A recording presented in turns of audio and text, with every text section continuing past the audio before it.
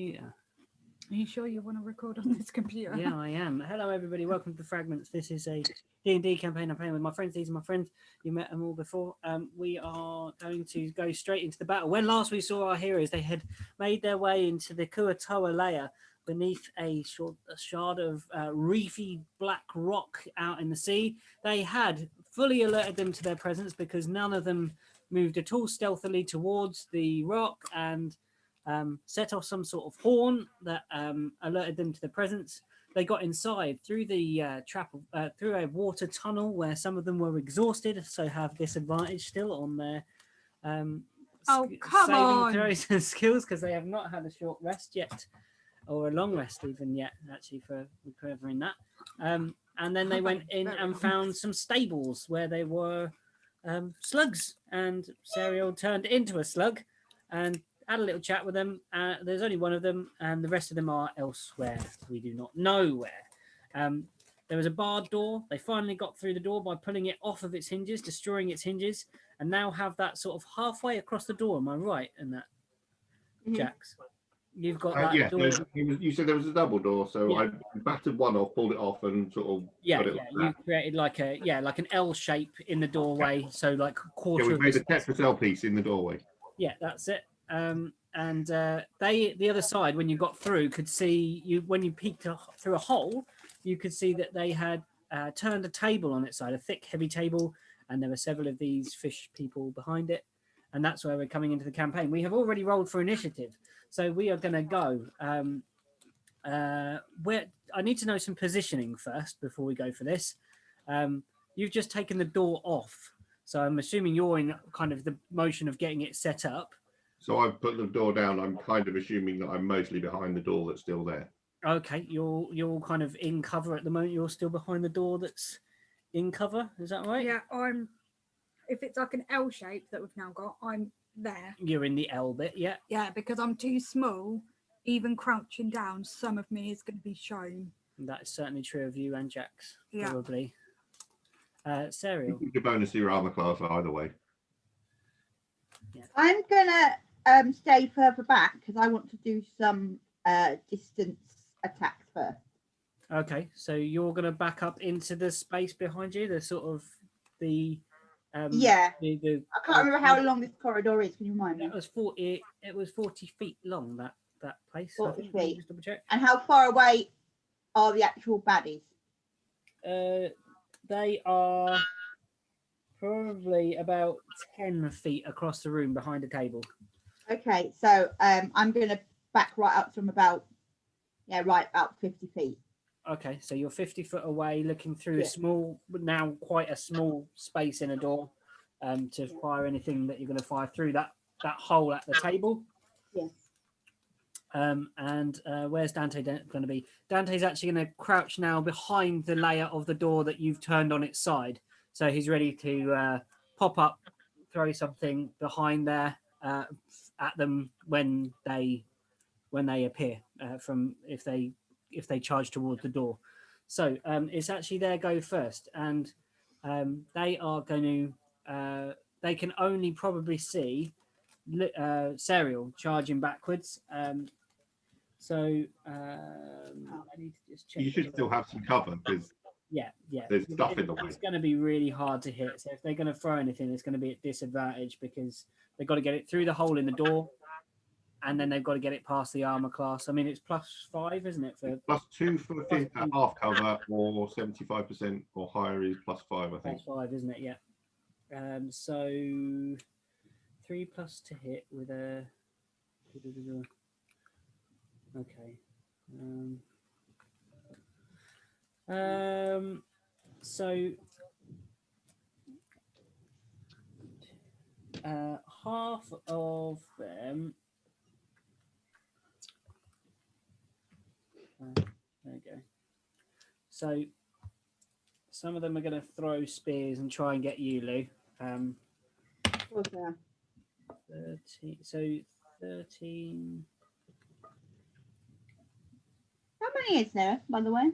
You can't quite make it out at the moment. So 16 to hit, but your armor class is increased by 2. So what's your armor class at the moment?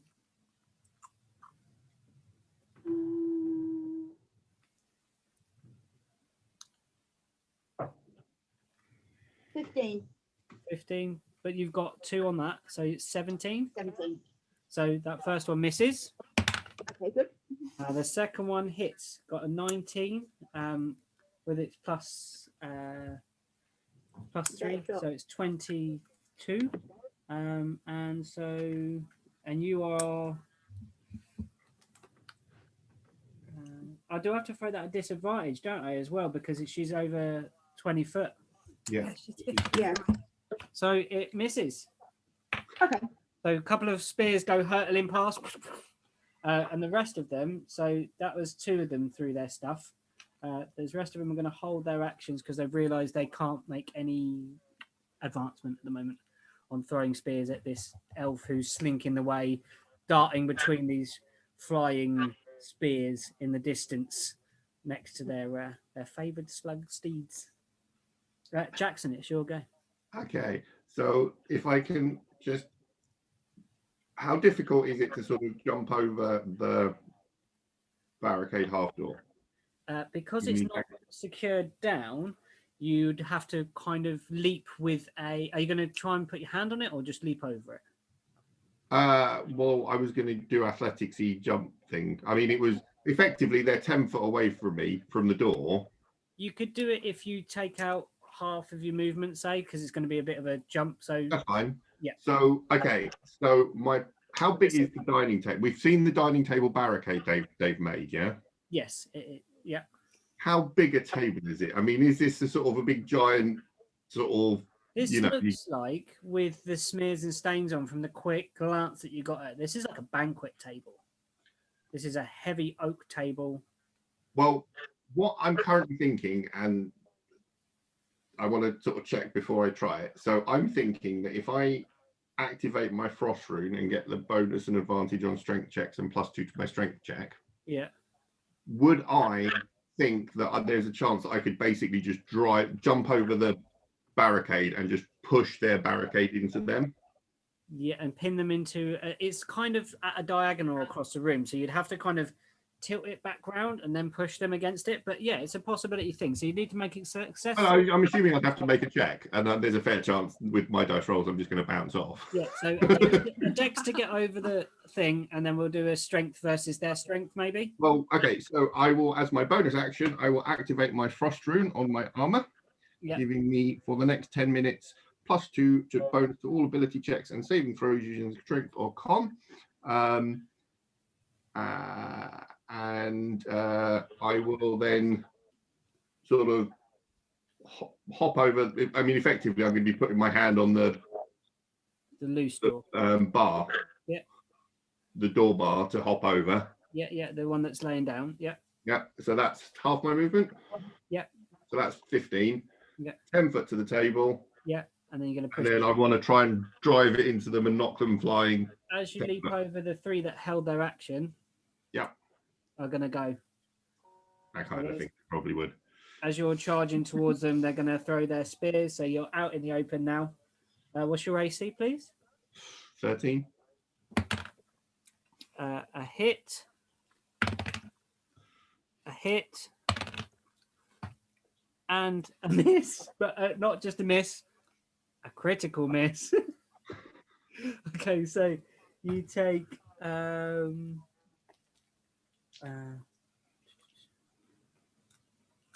okay, 1d6.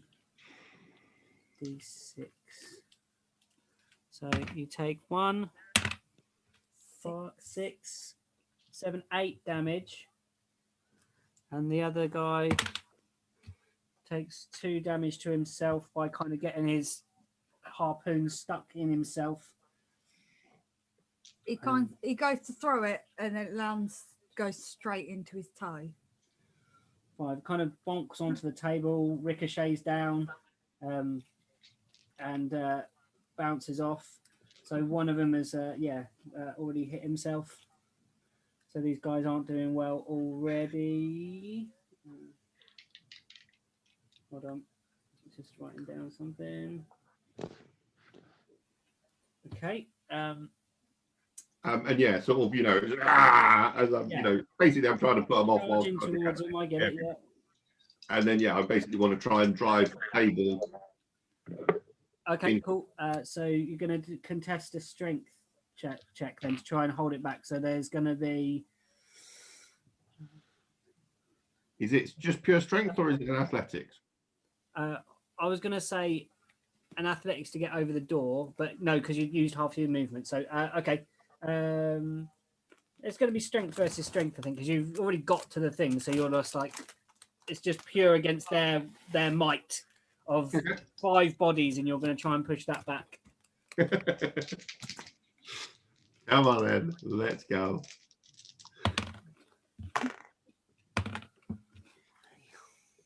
So what do you reckon? What does anyone reckon I roll? I don't know. 1, 3. I got a 5 and an 8.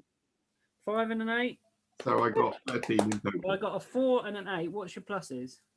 Plus 5. Plus 5. So my So 13 in total.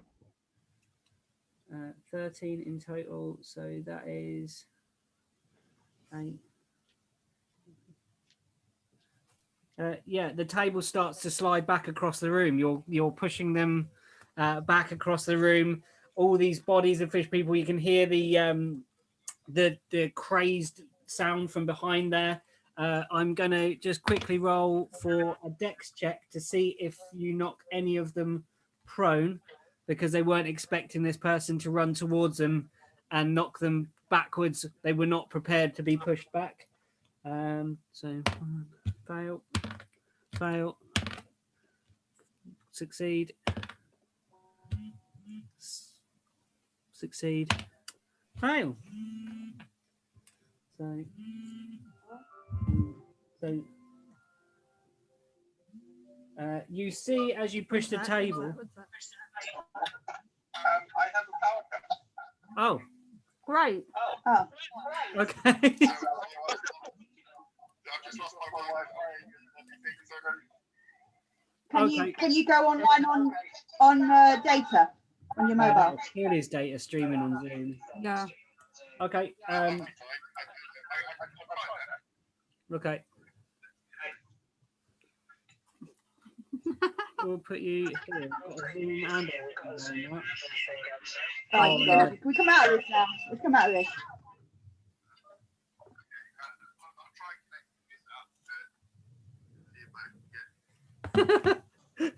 It's just, you look very Blair Witch right now. I was going to say, it's just a head. It's like. literally, my laptop is the only source of light at the moment. Is your mum all right? Yeah, it's literally just a power cut. Like everything in the air is just off the top. So yeah. Why can it not see my hotspot? Right, can you plug my phone in then, because it's on 15%, and if we're doing this, it's going to drain Rinse it. Well, I'll switch off of this and I'll try and come in back onto Zoom. Okay, yeah, that'll be the way. Yeah. Just at the like a really cool moment. We're still recording, so we paused recording. Yeah, I know, but it's kind of funny to keep that bit in to show that. Yeah. Living it. Well, Living we were a team of 4, team of 5, and now we're a team of 3. it was like it's like the joys of living in Cornwall in a storm. Right, so back with Jack's power returned, and what power it was. Jax leaps over the sideways door, charges towards the table. The creatures throw spears, they pierce into his great flesh and slams against this dark oak wood table and pushes back, and as he does so, trips 3 of the creatures behind the table. They fall on their backs and are kind of being like what's that game in the Olympics where they rush? Curling, like you're curling them along the ground basically into the wall behind. They are certainly quite distracted by this half orc leaping over the barrier. Okay, next it is Sariel's go. Unless you've done in this action, haven't you? That bonus action was activating the thingy. Yeah, Yeah, so that's me done. Sorry, Sariel. Yeah, it's your go. Just remind me, can I do physical action or spell first? You can do either. So you can do either. either first. So you can move up, which would be, you can move closer, get in a better range. You can and then do your spell, or you can do your spell and then move up. It's up to you. So now they're pushed back another about 5 feet. Split it if you want, so you can actually move a bit closer, cast a spell, and move back, or move, kill one, and move off to the next one, or whatever. Yeah. So I'm going to move forward a little bit because obviously they've been pushed back a little bit. So I'm going to move forward, but crouched, sort of, and You can be ready to cast a spell. Where Dante is. Dante's behind, kind of crouching behind the sideways door. Yeah. Yeah. Okay. So I'm going towards. So you're going towards about where 15. Dante is. You're now within 15 feet of them. Yeah. They are still. And then I'm gonna cast Frostbite, I think. Let me just double check what it's called. Yeah, cool. Yeah, I'm gonna cast Frostbite. Okay. Which is a cantrip. It says target must make a constitutional saving throw. On a failed save, the target takes 1d6 cold damage. Okay, so if you go back onto the page where it lists your spell, it will say DC, and then underneath it will give you a number that I've got to beat. 13. DC 13. And what is it? Sorry, did you say? Was it a dexterity one? Constitution. Con. So no pluses on the con, and he fails it with a miserable 5. So I take how much damage? 1d6 was it? 1d6, I think. Okay, roll your d6. Tell me what I take. 1. 1. Now that was a good hit though. Is it me? Oh. I only heard him a little bit. You hear a roaring sound, and out from behind the bench squeezes out a Kuatoa, but slightly a larger one than you have witnessed before, Jax. This one stands lots taller, more straight up, bigger muscles, and charges straight for you. And it is going to... Do you have a shark face by any chance? No. It does not have a shark's face. Has a similar face to the other creatures that you have faced previously. 15?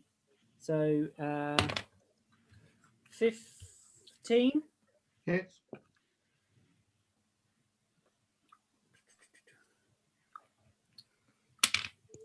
One. And a miserable miss.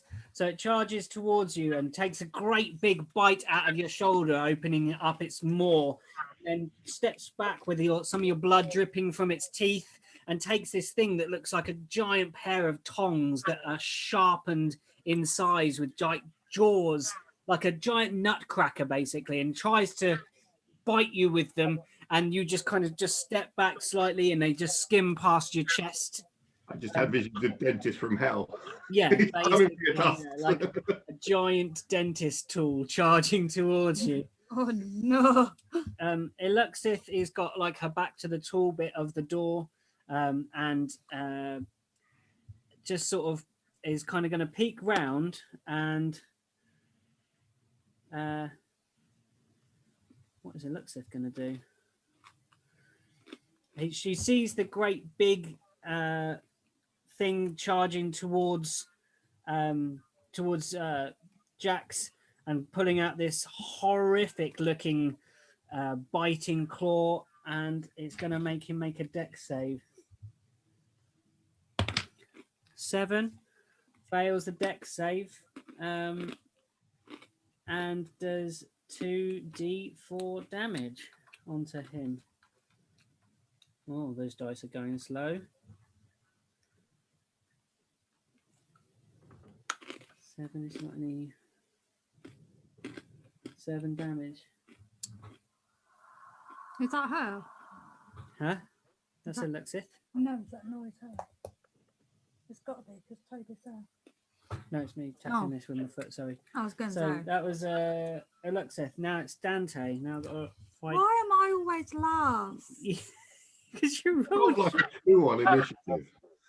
Shockingly. So then after that, she. How are you looking for health, Jax? I've lost 9. Okay. And how is that? I don't know where that puts you. I've still got over 2/3. Okay, cool, lovely. All right. So I'm just checking. Big beefy fighter type. Yeah. I know you're strong. So He's a big boy. He can look after himself. okay. I've got 3 tabs open to try and control this fight because I've got a top fight with 2. And our internet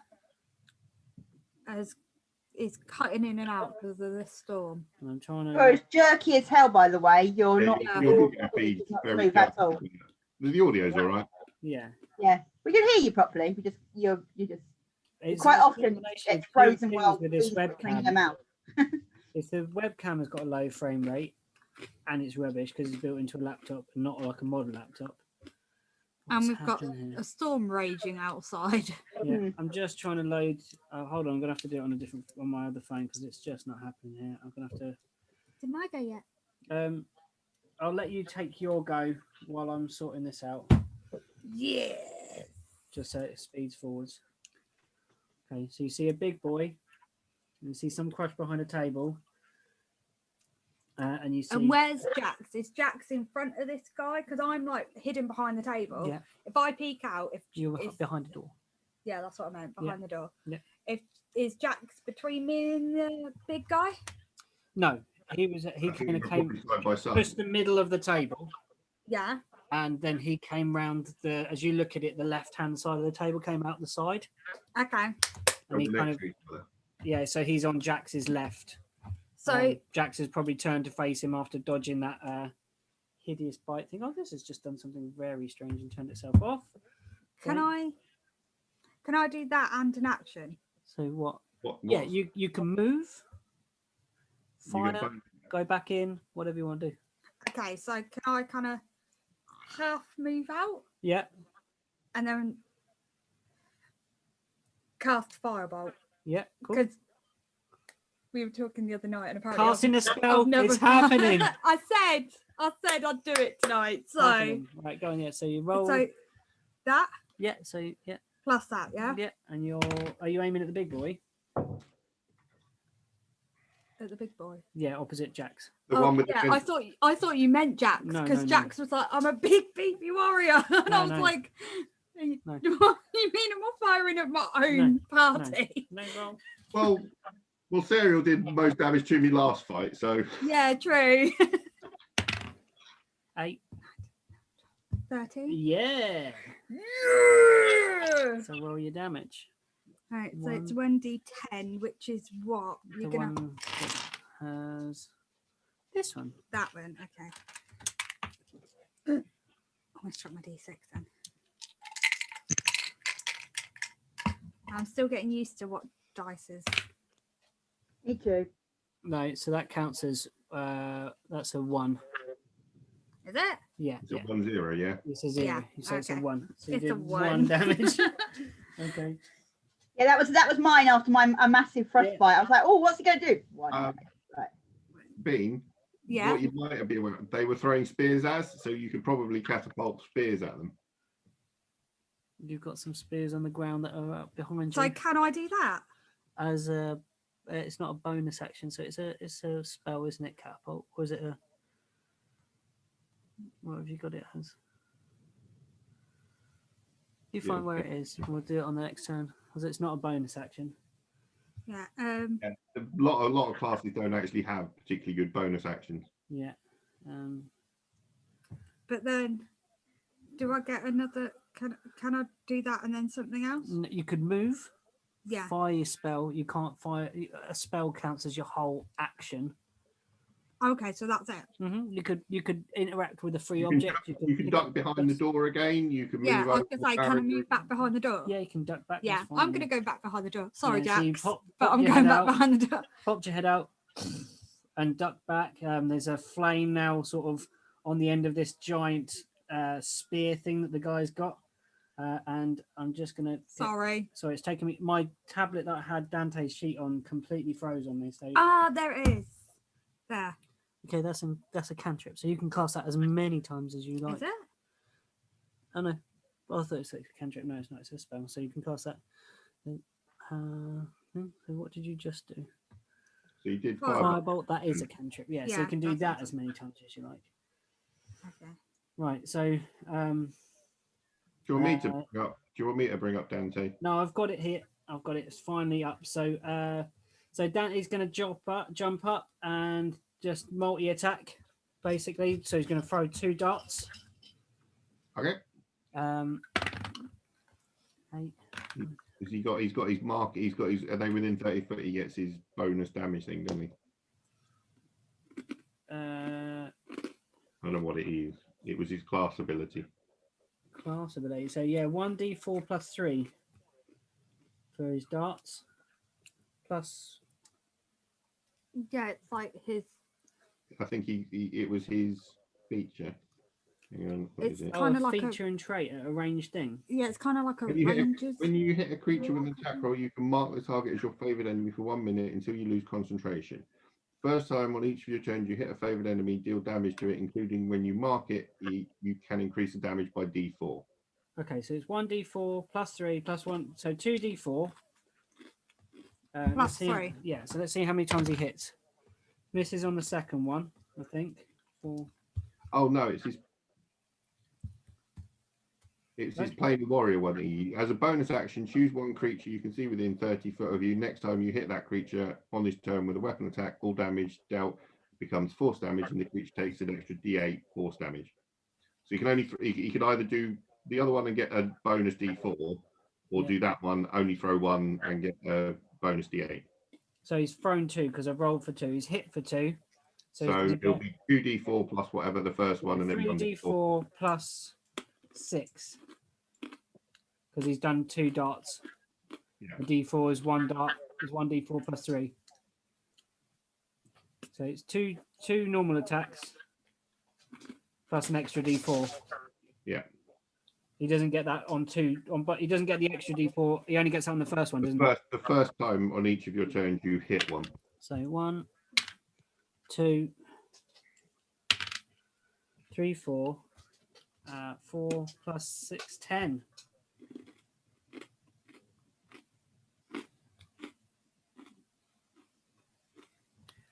Yeah, so darts fly just past your nose, Jackson, slam into this creature's shoulder. It growls but still stands firm in front of you. We are back round to the other Kuataras. They're going to have to, some of them are going to spend their turn standing up. So 3 of them stand up.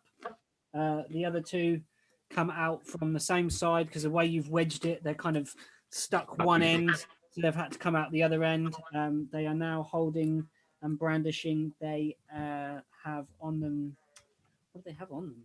They have no spears. So they're going to charge at you and try and bite.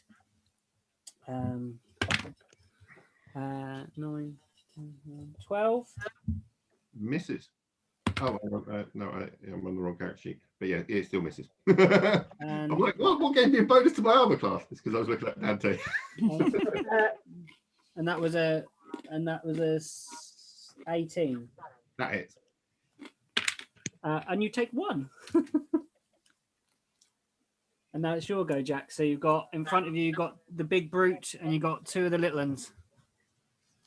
Okay, I will swing out my maul up into my hand, and I'm going to try and squish it down just onto his head, so just quite like splitting wood type effect, but with a big ass 2-handed hammer. It's whack-a-mole again, but they're not kobolds this time. It's like Gimli on steroids. Yeah. Gimli with orc blood. Yeah. Oh my god, that would be violent. No, I rolled a 3. Oh dear. Unless they're particularly undexterous and have an armor class of 8, I'm pretty sure I missed. I'm afraid not. He swoops his fish head out of the way, but locks eyes with you still. Can I sort of take, so where they've all been piling around the table? Yeah. Can I sort of effectively take just one sidestep away from the table I don't want them pinning me to the table? You don't want them to what? Sorry. So like where you've got the sort of table there, and you said, so I'm sort of standing here, and they've sort of come out. Yeah. If I take one step that way, I'm not leaving his threatened zone, so I shouldn't get an attack of opportunity. Yeah, that's it. But it means that they have to go further around me to try and pin me against the table. Yeah. No, I get that. Yeah, that's fine. I don't want them surrounding me. Ideally, well, they'd only be, if you step that way, you'll still be in his range, and they'll be 5 foot round you. So if they try and get round you, you'll get attacks of opportunity. So yeah, I mean, I want to just sort of slide across here. So I'm still in his threatened area. You've just kind of stepped round to kind of like try and maybe brace yourself for his next attack with his big grabber claw. Yeah. Okay. And it's now Serial's turn. I'm going to do spells again. I like spells. I am going Remember how many you can cast as well, Serial. So each time you use up a slot, if it's not a cantrip. Yeah, the last one. The last one was a cantrip. Yeah. It was a cantrip. It was a cantrip, so that's fine. This one, I am going to do is ice knife. Okay. This is what damaged Jack's last time. Yeah. Are you sure you want to do this again? To be honest, there's quite a good cluster, so you know, if she can if she can damage hit me and 5 fish people, I'm kind of good with that. So I'm going to throw it towards the group of 3. The group of 3 are still behind the table that have just stood up. They had to use their whole action to try and get up off their butts. But are they within range? Are they?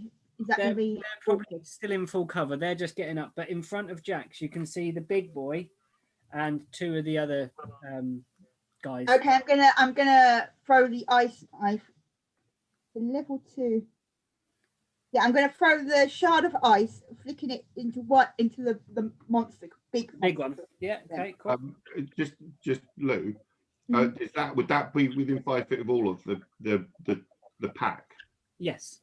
Okay. Yeah. You're gonna if it shatters, it'll hit those guys. They've come up behind their big boss. So basically, the target and each creature within 5 foot of it must succeed a dexterity saving throw or take 2d6 cold. You've got a roll to hit, I think, first on it. You've got a roll to hit first. So roll to hit. So that's the hit/DC button. That's if you just hit that one, it'll do the roll and it'll add it all in for you.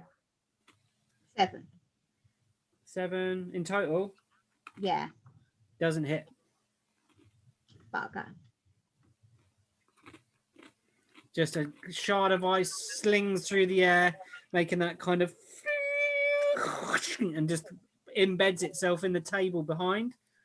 Does it still shatter? Does it say if it misses, it shatters? I think it's if it hits, it shatters. Yeah, I think it's just if it hits, it shatters. I don't know. I'll have a look. Hang on. On a hit, target takes 1d10 piercing damage. Yeah. Hit or miss, the shard then explodes. No. Okay, so they've all got to make the guys around. Everyone's got to make a dex, including Jax, and it was DC 13. You said dex check. That's a spell casting, yeah. Yeah. +1. No. No. No. Got that big boy. No. So they all take the extra shattering damage. 2d6 damage. Roll your 2d6, please. Oh. Okay. Hang on a second. That's all right. I just dropped out the character. I'm definitely buying you dice, Lou. Yeah. All right. So if you're in the spell, Lou, where it actually says 2d6, if you just click on that, it will just roll them. Yeah, I know, but I was looking at the information, so I had to go back a screen, and it went back. And then you went back to right. Yeah, that's what happened.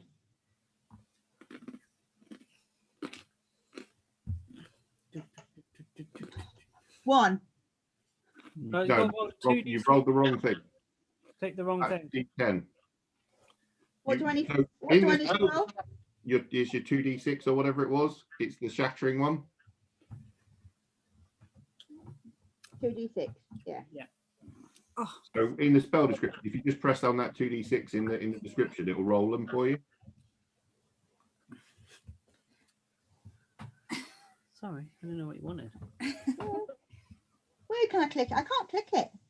Oh, this might be different on the Android thing. Maybe. Roll Yeah, 2d6. there's nothing for me to click on the actual spell description. That's what Yeah, just roll 2d6. that's the 8. I don't want that one.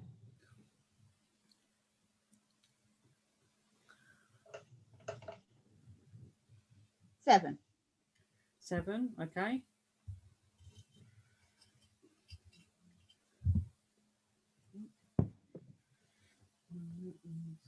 So you've now got any movement you want to do, Yeah, and you've got your bonus action if you want to do any of them. yeah. So I think the only bonus actions you've got, I think, is your wild shape or your druid healing thing. Yeah. I don't need. I can heal you. I'm close to you, aren't I now? You're You're 10 foot away from me. 10 foot away. How close can I be to use cure wounds? Secure wounds you have to touch. So it's your druid circle thing. So if you look in your features and traits, there was something you had on yours about healing and having dice worth of healing. I think it was D6's worth of healing. I think it's touch. I'm just looking. I thought it was in the 60 foot. Oh, okay. Reading the ability, it actually looks quite pokey ability. Dark vision, keen sight, alpha. You were Circle of Dreams or something, weren't you? Yeah.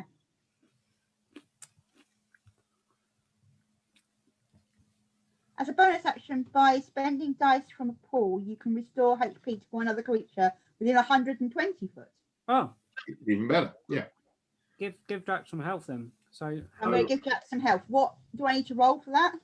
So it just happens. uh-huh. You had a Oh, certain. 3d6. That's what it says. You But get you 3 can't. lots. No, so I think you have to do it individually because you can only use One bonus. half your level, I think it was, or something.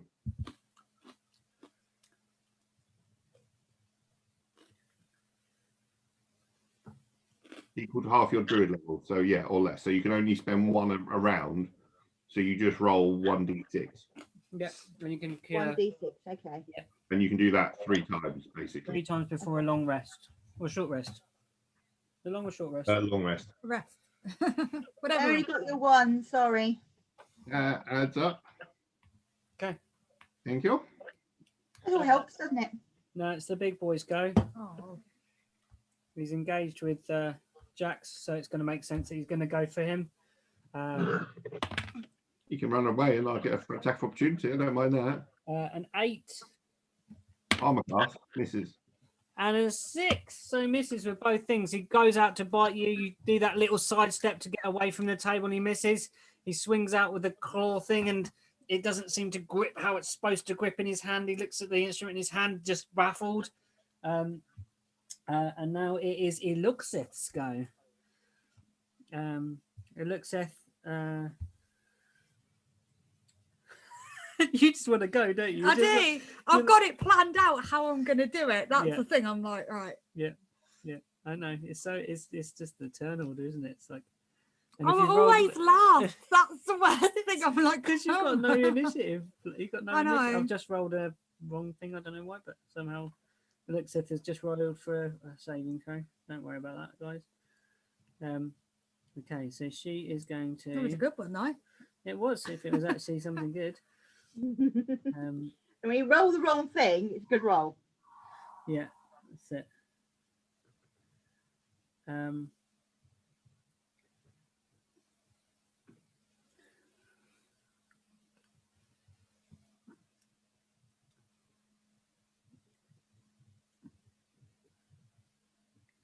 Okay, she is going to do.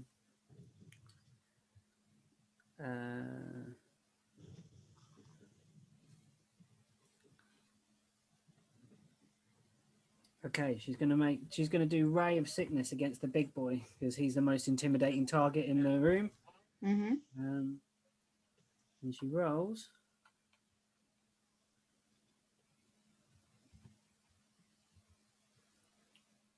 Yeah, she hit him.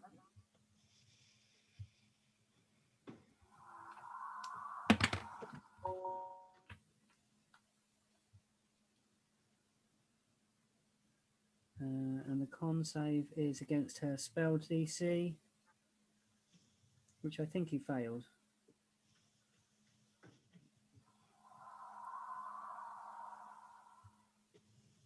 Can you turn that down, please? What, the That's a little really weird, annoying noise. save DC 14. He gets, so that guy, he gets a green beam shoots out from Eluxith and slams into him, and you see his face go a pale green color, and he is now considered poisoned as well, so has disadvantage on saving on attacks. I think with poison, isn't it? When you attack, Oh, yes, disadvantage. on saving throws, or is on attacks? Attacks. Yeah, on attack. You rolls. can actually, if you go on to conditions on D&D Beyond, it'll tell you. So what was it? Poison Yeah, has disadvantage on attack rolls and ability checks. yeah. So he's poisoned till the end of his next, the end of whose next turn? Let's say his next turn. Dante next, isn't it? End of Luxeth's next turn.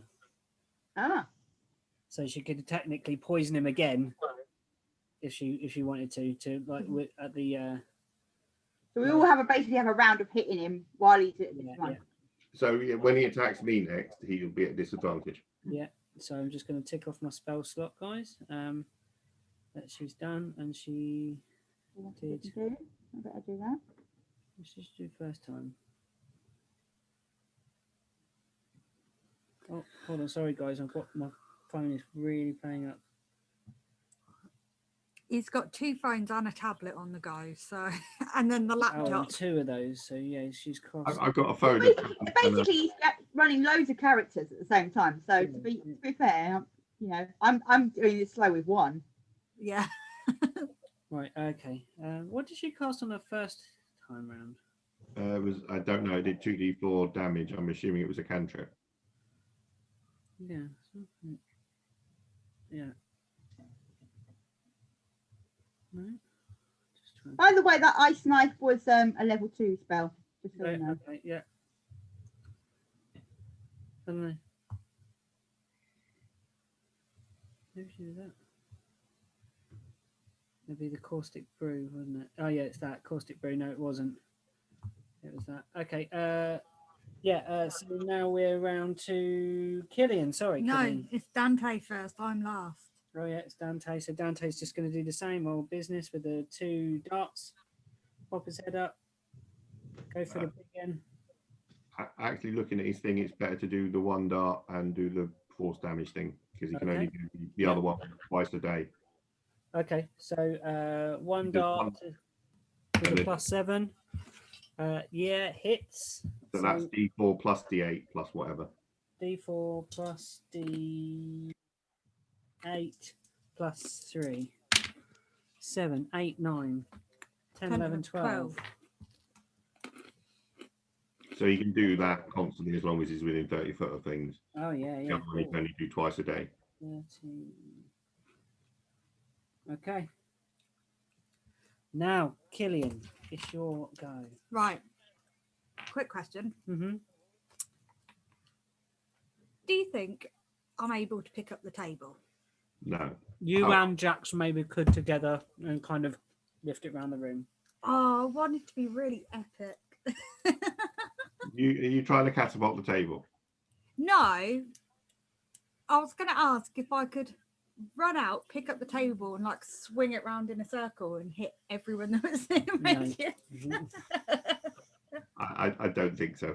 I like that idea. I was like, That's why I pushed the table into them to try, because you can like sort of shove people in the combat action. yeah, If I shoved the table, I was going to get more than one with it. yeah. And that's why I was like, that would be really cool if I could do You could that. jump in the middle and do like a big like quarterstaff sweep, but you've not got as big a plus on that. No, and that's the thing. So, Or could you get to the end of the row and breath weapon a lot of them? Yeah, get them in a line. are they in a line? Whereabouts are they in the They're room? kind of like big boys here, Jax is here, they're there. So you get the 2 at the back, How many are at the back?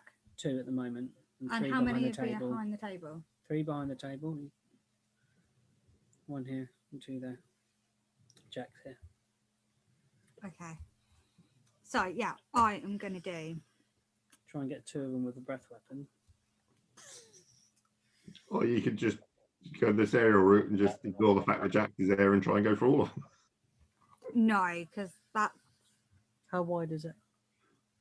breath weapon. It's a 15-foot range. It's 15-foot cone, isn't it?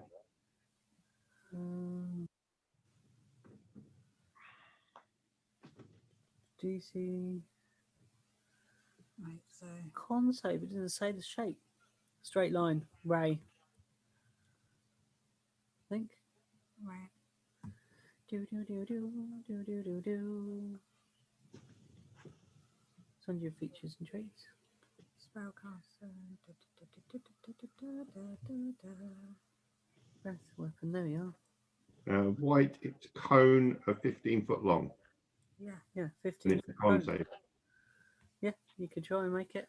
So from me, a Yeah, 15. you would get. You could aim it So, well enough like to get them. Yeah, that. yeah. You could get them in there. How many am I going for here? You could hit 3. You I could could hit hit Big 3. Boy and the other one if you wanted to. So 3 of them would have to make con saves. Yeah, all right. Let's do that. Okay. First one fails. Second one passes. Let's see if Big Boy passes. And your save for it is 8 plus your con modifier plus your proficiency bonus. So 10 plus whatever your con modifier is. Con. Your con is.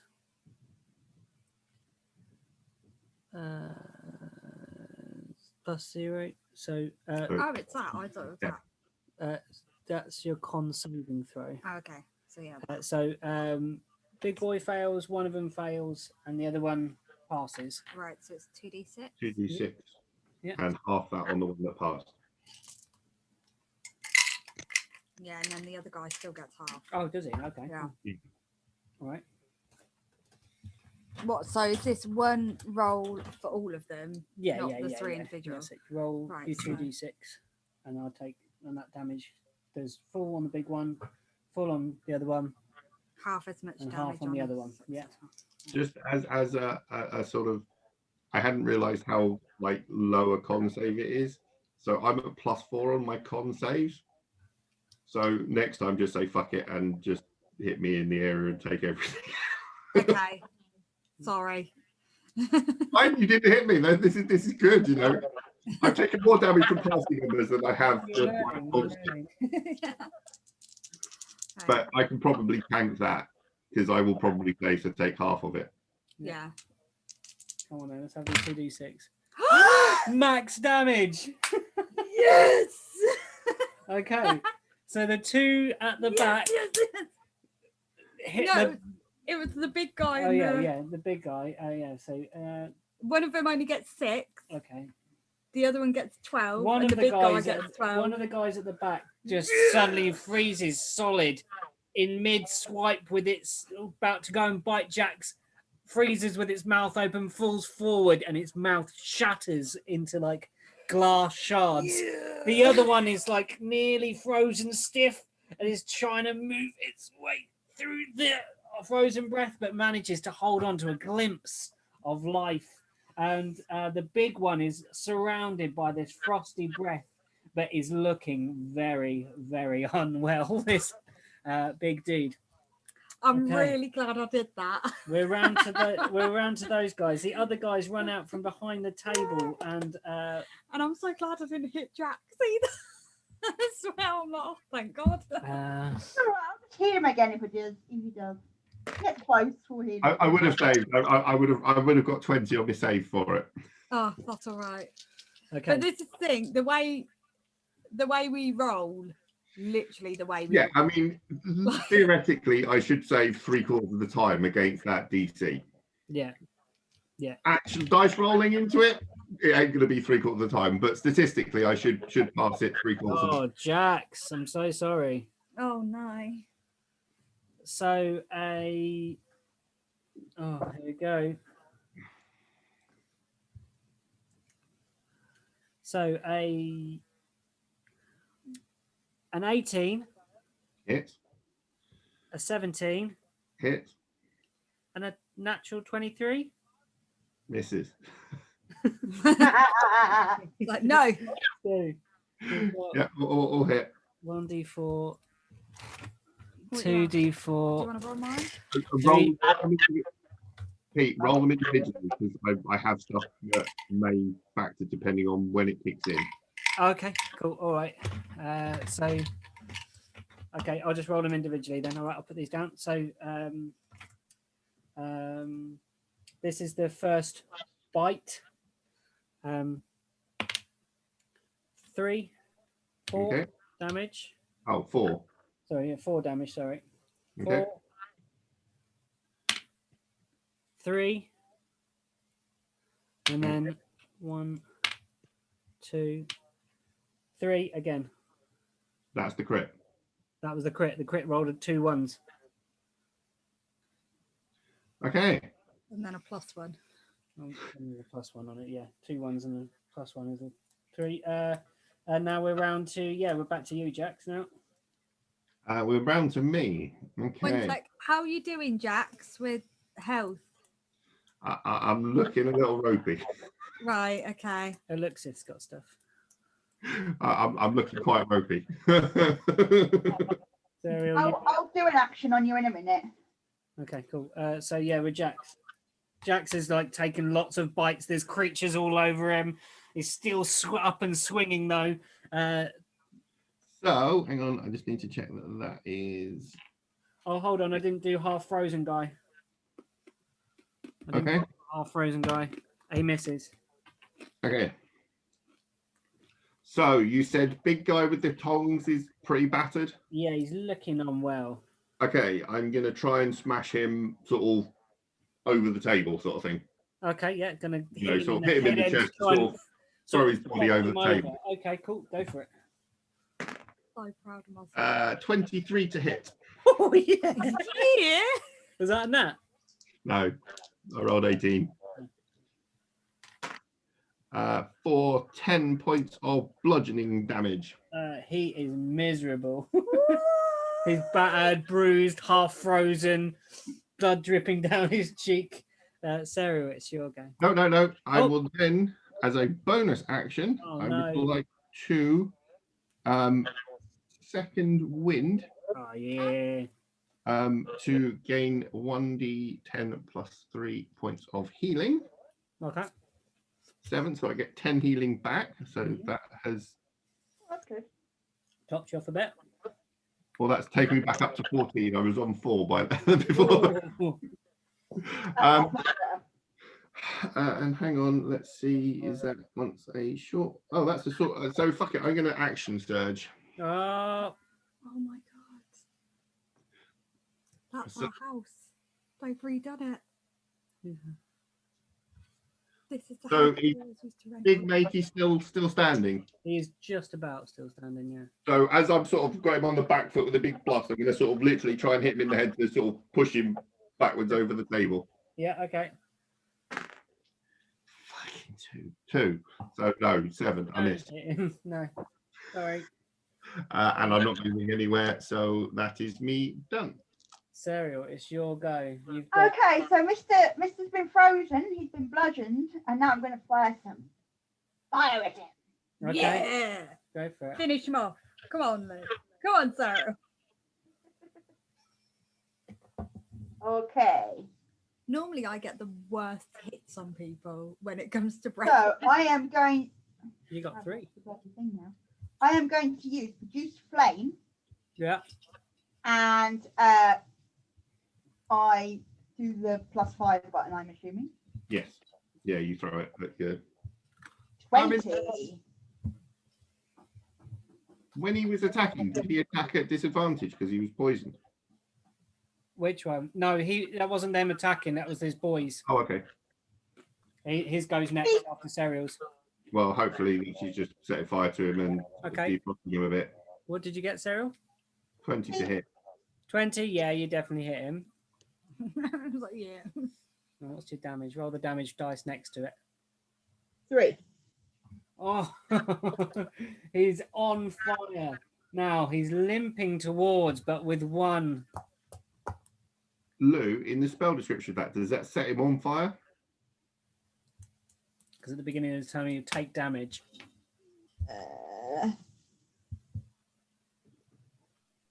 You hurl the flame at a creature within 30 feet of you. Make a ranged spell attack. On hit, target takes 1d8 fire damage. Yeah. The spell damage increases by 1d8 when you reach. Oh, so it doesn't set fire to him. Doesn't set fire to him. Okay, he's limping. This guy is He's poisoned, he's frozen, he's on fire. he's pretty grim. He's not a very healthy boy, and he's got to roll at this. He languidly lifts up to try and make a bite at Jax. His jaw, sort of, half of his teeth are gone. It was more going to be like he's going to gum you to death. He has to roll twice on that. Rolled an 18 and a 17. So, yeah, he hits. He hits, yep. And the bite is 1d4 plus 2. So 3.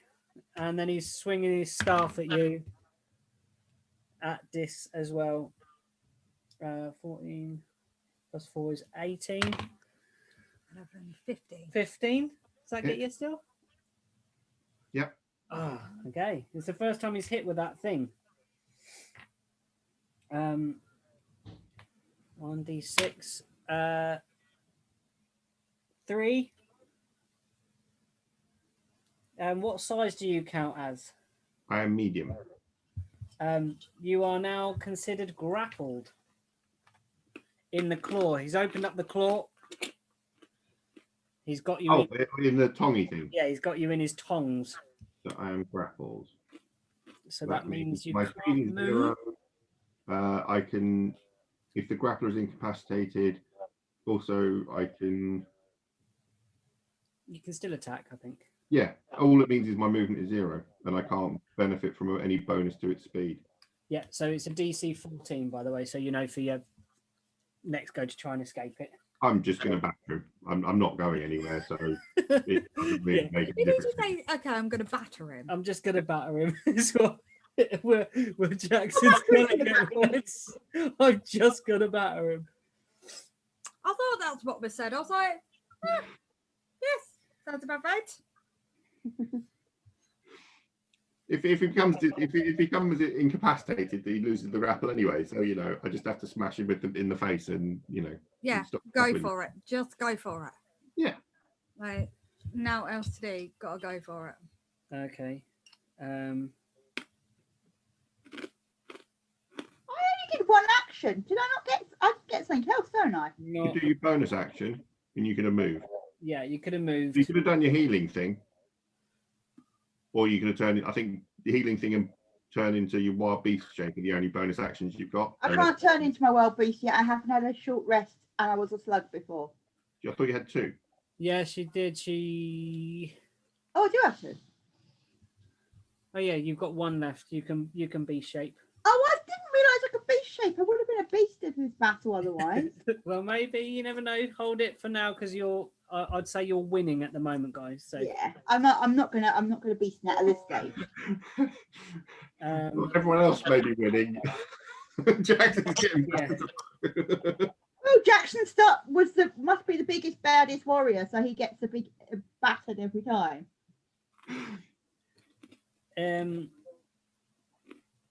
This is Has Killian gone over the barrier, or is everyone else hiding behind the barricade still? everyone else is behind the barricade, apart from now Eluxith is going to leap the barrier and is going to charge towards the big boy to try and finish him off. Ooh. So Kill stealing me, is it? it's my own creature. No, she's going to go for the little one. She'd probably go for the little one at the back Yeah. because she can see that like that guy's not very well. So there's one of them there. So I'm going to just attack with her. What's she going to attack with? I've forgotten even what weapon she's got. You're not going to do any damaging cantrips. She's got green flame blade, so she's going to do that on the thing that she's got. So she's going to attack with the dagger Don't know against what the that one's regular at. Kuatoa. And that's a miss. But then she gets 2 because she can multi 2-weapon fight if she's got 2 daggers. Can she dagger and a dart? Yeah. But that's ranged, isn't it? No, she can't dagger. Are ranged. So if she had a dagger in each hand, she could. Yeah, no, then she she wouldn't have been able to cast the she spell. can't multi-attack. Yeah, so she couldn't have cast the spell without a free hand anyway. Oh yeah, true. She would have had to pull out a weapon. So no, she can't. She can't do anything. So she misses. She runs up, swipes at one of these creatures, and absolutely fails to do anything. But now Oh, she's it doesn't have, Green Flame Blade doesn't have a somatic thingy, so you can have a second melee weapon. no, because it's cast on the weapon that you're holding. Yeah, but the components are verbal and material. It doesn't have any somatic gestures anyway. Yeah, but if she casts Green Flame Blade, she still has to hit with the weapon that she hits with. Yeah, but she could still hold a dagger in both hands and cast that spell because there is no Oh somatic. yeah. Sorry, yeah. So, exactly, yeah. But she tried to attack with the one that she was doing, and she didn't. Yeah, she just attacked. So she hasn't made a melee attack with the Green Flame Blade. So she tried, but it's a cantrip, so it didn't hold. It didn't hit anyway, so it doesn't count. Is that right? Yeah. You brandish a weapon. On a hit, the target suffers a weapon's normal effect, and you can use green fire to leap from one target to the creature. The second creature takes fire damage. Yeah, she didn't hit. Yeah. So it doesn't count. So she cast it on the blade. The blade glowed green. She swiped and missed. So it's Dante's go. Dante's going to do his 2d4. Was it d4, d8, and D8 plus whatever thing. plus 3. And try and hit one of the guys at the back that are still pretty good. Rolled a natural 1. 4 plus 3, 7. So throws darts, ricochets off the wall, and he takes 7 damage, not 70 damage thrown. What Jack's taking? Dante's taking the damage, not me. Yeah, Dante's taken that. Fumbles with them, drops the dart through his hands or something. I don't know. Drops them in his own feet as he tries to pull them out of his pocket. Feet, yeah, that'd be funny. Yeah.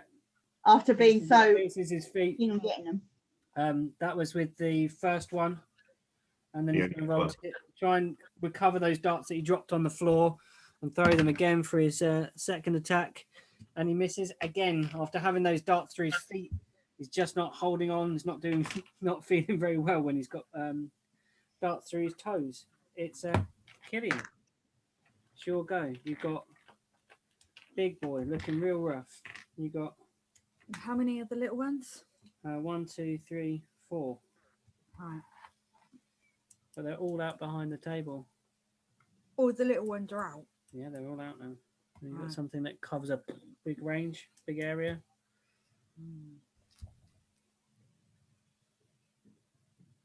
That's just that one. It's like But so that covers a big area, it's going to hit Jackson at the same time, isn't it?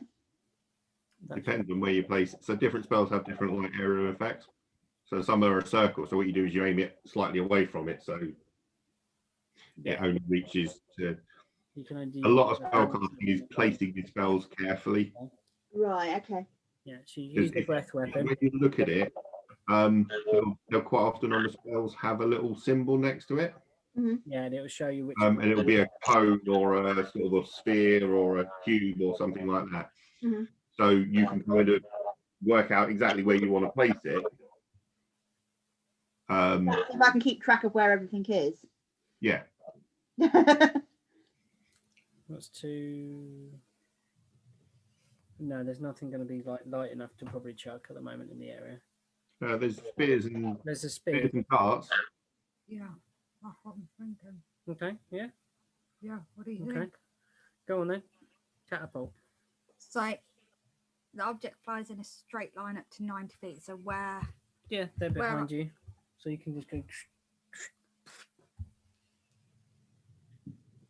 Yeah. So in a straight line.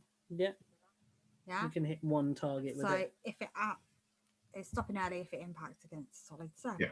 If the object would strike a creature, the creature must make a dexterity saving throw. Mm-hmm. 13. Yeah, 13 dex. Who are you going for? Big boy or one of the little ones?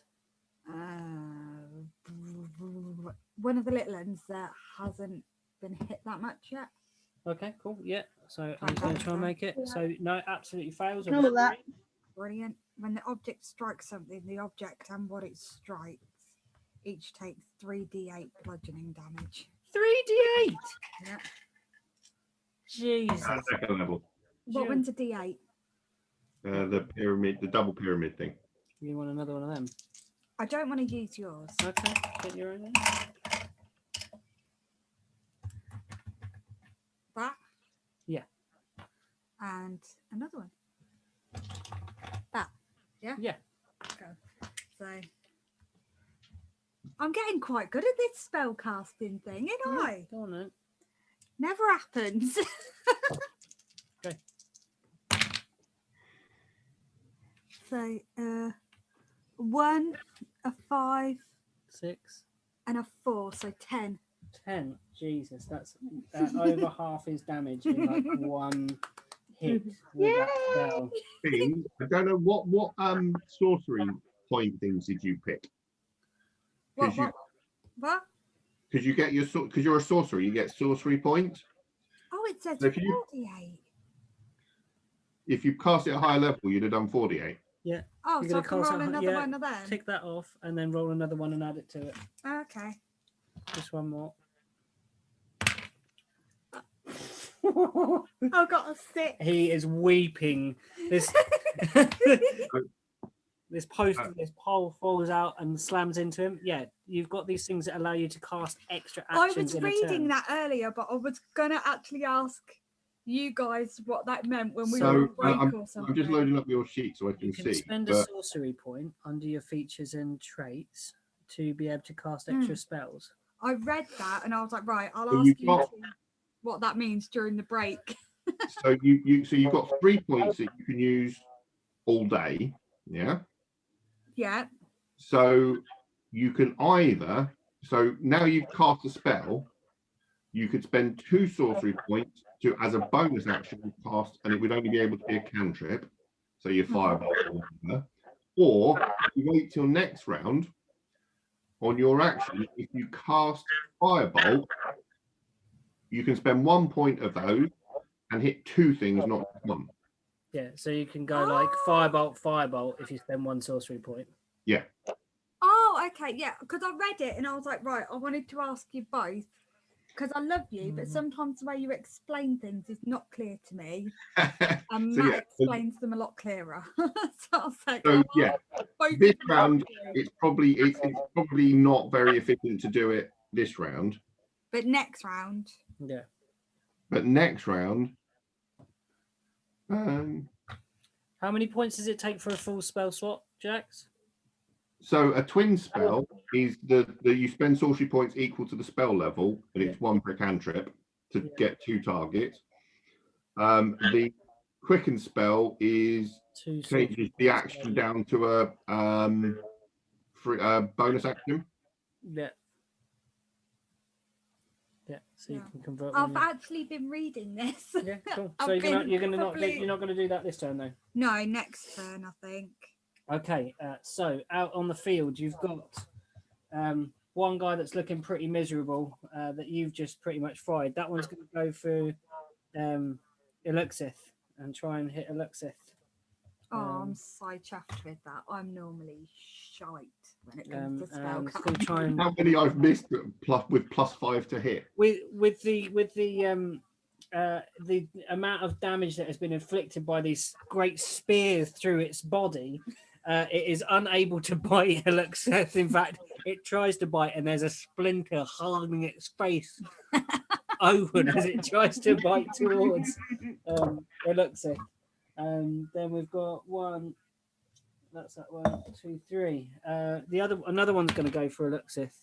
12, 3, and hits 3.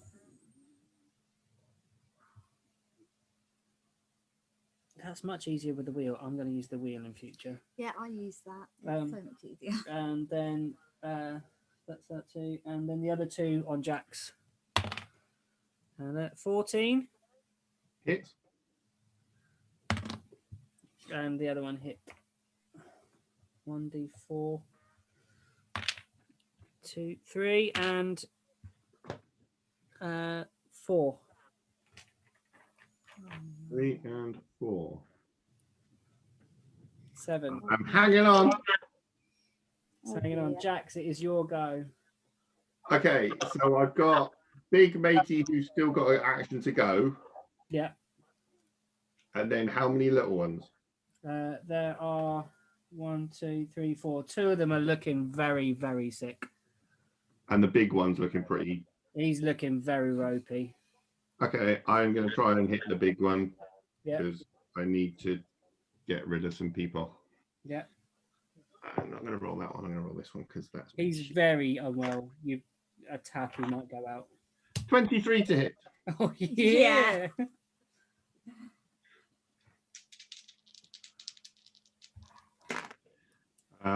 Not a great roll. So 8 points of bludgeoning damage. Tell me how you take this big boy out. So I've been basically trying to hit him in the face to sort of catapult his body backwards, you know, to backflip over the table. Yeah. So, you know, he's got me in the tongs, so I'm literally just going to sort of, probably with the sort of, you know, the heavy end, just sort of smash it and push his head as far back as I can over the back of the table. Okay, you push it back, and as you do that, you don't get him over the table, but you push his head so far back that his neck clicks and snaps. The grip goes loose on the things. The tongs are released, and he collapses to the floor in a pile. I am no longer restrained. You are I'm no grappled. longer grappled. That's cool. It didn't really do a great deal anyway. If it got you earlier and you were moving, it might have been. You wouldn't have been able to move that thing, but he missed on his first bloody attack, didn't he? And I'm just going to sit there and, like, sort of, when I do that, I'm just going to face the other ones that have been trying to bite me and just like, ah! Yeah, orcish rage. Okay, Serial, you've got 2 miserable-looking guys. You've just seen Jack snap this creature's neck over the back of the table. It's absolutely hellish inside this room. And you've just seen Elixir get a huge chunk of a shoulder bitten. Just as a pointer, Jax is not looking particularly healthy. Okay, before I do anything else, I'm going to do the same thing as I did earlier on and Bonus lay my action. hands on him. Bonus Do your action druid. healing. You do Yeah. your- What did I roll for that before? Was it a 6? You just do a D6. Or 2d6. You can 2d6. roll up to half the level, which is that's 1.5. Yeah, okay. My knees getting really 1d6 you can roll. But you can do it next round as well. That's your bonus action. Do that as your I'm going bonus. to roll that first. 3. Yeah, got 3 back on. The 3 back on for Jack. He still looks pretty ropey. Okay. Okay, then I'm going to do Thunder Wave. Go and blow him out the way. Is that an area effect thing? Jax is in the way though. Jax is going to get hit if you do that probably. It's con 13. What's its area of effect? Radiant wave of force flows forth. Each creature in a 15-foot cube. 15-foot cube. So I'm going to get hit as well. No, you're about 10 foot. Oh yeah, you probably would. Yeah. You're going to hit Well, everybody. Depends on where you put it, because you kind of put the point of the cube so it faces away from me, so it sort of comes to there. Yeah, you could do it. I'm How going to many can fit in that range? yeah. Can I do it in like a Like a trapezoid. Like shape as opposed to a square? You can do, but you're going to have to move up to the door to be able to get that level of accuracy. I'd say. She's already at the door. I can still do a move and a No, she was back move at the. that, can't I? in the No, room. she moved up. She's next to Dante at the moment. Oh, she is. Yeah. So poke your head Yeah. up. Yeah. Okay. Cast this cube. Tell me what happens. What do I have to do? Con of. Okay, so Constitution saving throw. Yeah. Each character has to do a Constitutional saving throw, and the sun. Whoops! Thunderous wave of force. Thunderous wave of force charges forward, and you concentration con is 13 when it comes back again. Okay. Con 13. Do I have to do one because of where I am? So this is for No. no, because she's casting it at a corner like that, so it's actually Okay. hitting the rest of the room and probably will catch some of the table. 1. No. No. Yes. So 2 of the fishy guys are hit. 2 of them Okay. are not. What do they take? 3d8. Oh, jeez. 17. 17 on all of them. Yeah. What about the guys that were missed? I think No, the the ones ones, that don't get thrown. Hang on. I'll look about the miss.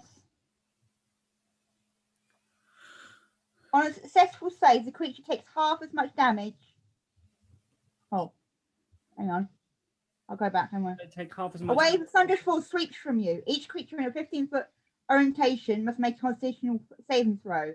On a failed save, a creature takes 2d8. It's actually 3d8 because I'm doing it from level 2. Yeah. Thunder damage and pushes 10 feet away from you. On a successful save, the creature takes half as much damage and isn't pushed. Okay, cool. So you reach over the barrier, you raise your hands, and this wave shoots forwards from you like an invisible shockwave, shoots across the room. As it hits the 2 weakened ones, you see their chests collapse in on themselves as the rib cage shatter and pierce their internal organs. The other and they fly across the room. The other 2 zoom across the room, also looking very unwell. Do they have to make? And they're knocked on their backs. They're prone, aren't they? So They're, yeah, no, not thrown. Oh, They're right. not thrown, but they take half the 17. Yeah. The other thing is any unsecured objects are also pushed 10 foot from the blast area Yeah, as so well. the Yeah. table slams into the wall. The plates and stuff that are around are smashed everywhere. Also quite loud because it's the thunderous boom is audible out to 300 foot. Yeah, so there's a Boom! So there's this massive crack of thunder, and like, yeah, if anyone didn't know we were here, they probably do now. the And then 2 we'll that have got to half pass damaged again, like are in pieces. The other 2 that are hit and blown 10 foot away are looking really weak. They are out of range, so they turn and well, they'll do whatever they try and do on their turn, but they probably will run. So it is now round to big guy's turn. He's gone. It's Eluxith's turn. So Eluxith is going to Just quickly, are roll. you using Charlie's token for Elixir? Eluxith hasn't got her own token. I just rolled something that I But- didn't mean to. But you're using Charlie's token for her. Yeah, I am. Yeah, what about it? I go to I walk up to Jax and I touch him on his shoulder, and Jax gains 11 back with Yay! Back to Oh. half. with Get him kills. to heal you in future. He's much better at healing She than says I to you, am. she says to you, "You're held in there, big guy. Now go get those other little fishy bastards." I've been down to 1. I'm now back up to 15. Yeah. Way. So now it's Dante's rocking go. So Dante's hopefully going to get something a little bit more on this turn. So we're going to roll to hit on these last 2. Oh, nat 20. Oh, it does a cool thing when you roll a nat 20 on these new ice dice. So he gets his 2d4 for Plus 2d8. yeah, Plus yeah. 3. 2d4. Oh, hang on. Are we still No, within the 50 of him? d8's just once, isn't it? I think. No, all dice double. All dice double. Oh. Why rogue sneak attack is the most broken thing ever if they get to crit. 6 plus 7 Assuming that they're still within 30 foot. Yeah, 7. Yeah, so on that first one, he did 13. So a dagger flies from his hand, and this is throwing his dagger. So he's throwing his dagger, and it flies out and stabs it in his back. It falls to the ground, and then he can make another attack with. No, if he's using the D8 thing, he only gets 1 attack. Yeah, okay. So yeah, he just does that. That uses his bonus action to mark it or whatever it is. Yeah. Okay. Yeah. Favored enemy. So there's one left. About to hightail it out of the room. It's yours, Killian. It's yours. This is where I completely fuck up. Yeah. This is guaranteed where you're gonna fuck up. Yep. Just putting out there now. There's one guy left, very low on health. My turn. Go and fuck up. Go and fuck up. Go and fuck up. Right, so you can make it a bit easier on it, because if you can close with him, you get an attack of opportunity if he runs away. So you get a free swipe. So if you move up to him, you get a free swipe. As soon as he tries to run, if he tries to run, you get an extra hit. Yeah. Yeah. So if you run up and stab him or whatever. You can run all the way up to him, cast your spell, and then get probably a free hit next turn if he tries to run. No, cast your spell, because then you're not at a disadvantage for shooting into melee. Yeah. Run up to him and finish the round standing next to him. What if I don't want to do that? What if I want to go up to him, do my bonus action of 2-weapon fighting? You get two. You get two light weapons. That's what we need to see. Yeah, you got 2 daggers, so it could go. Yeah, go do that. That'd be cool. Yeah, so that'd be really cool. If you got a dagger in each hand, you could get 2 swings at him as an action and a bonus action. Yeah. So your dagger was in one hand. Your free action can be pulling your other dagger out. You can run towards. Yeah. Go on then. That's what I'm saying. Yeah. So yeah, run up. This guy's about to turn tail. You can see the fear in his fishy eyes. Those glassy eyes look even more glassy than ever. Like he could cry if only he had tear ducts, but he can't. So yeah. 21. Yep. Hit. Yep. Do I have to roll again to hit with the other one? You do damage first to see if you kill him, because he's pretty fucked anyway. So that's like whatever your damage is. +2. 1 + 2, 3. Yeah. He's gone. You just into one of his fishy eyeballs and twist it slightly, and he drops from the floor. No. You've got sushi for tea. You've got lots of sushi. With an eyeball on the end of your dagger. And the thing is, it's like, this is the point where Sarah and Jackson just look at me and I'm like, you're going to lick it, aren't you? Lick it. They just know. They're just both watching me. Everybody in the room is watching me as I'm like, And Killian licks the eyeball. And you are out of initiative, guys. Cool. Can we just have a 2-minute break? Yes, of course. Yeah, Let's have breaks and wheeze and stuff. Yeah. Sorry, that was a long combat. There was a lot to fight there. Well done, everyone. That was really good, though. I like that. I'll pause it and we can go for wheeze. No. So, the room falls silent, and the corridors echo with a resounding boom from the thunder wave. Can you give us sort of a bit? So the dining room that we basically just battered our way into. Yeah. Can you kind of give how big is a table up against one wall? Yeah. And where you are now facing, which was kind of left as you walked into this room, there is at the end of the room there is a dresser and a set of shelves that has plates and cutlery and things like that on it, like you would find in the dining room. There is lots of stuff all over the floor, food remnants, bits of fish and unidentifiable meats and things all scattered. That could be clear and splattered against the wall because of the thunder. Yeah, I would have smashed quite a lot of the plates, wouldn't I? It's like a 4-year-old's birthday party has gone very, very wrong with fish people. There is food up the walls mixed with bodies and eyeballs and bits of bone, and there is the rising smell of this kind of rotten, decaying fish smell in the room. To your left, almost sort of, which would be a room adjacent to the stables. There is a door there, adjacent to where the stables were. And next to that, the doorway entrance to that, there is another door that is closed. The doorway to the room adjacent to the room you're currently in is open, and the one across the way is shut. Okay, so there's an open door, a closed door, and our barricaded door. As you've got our barricade door is now on your left, Jax, and then next to that, along the same wall, there is another door that is open, and on the far wall next to where the dresser is, there's another door that is shut. So like that, or have I done that wrong? Where's your thing? Open door, where we are. No.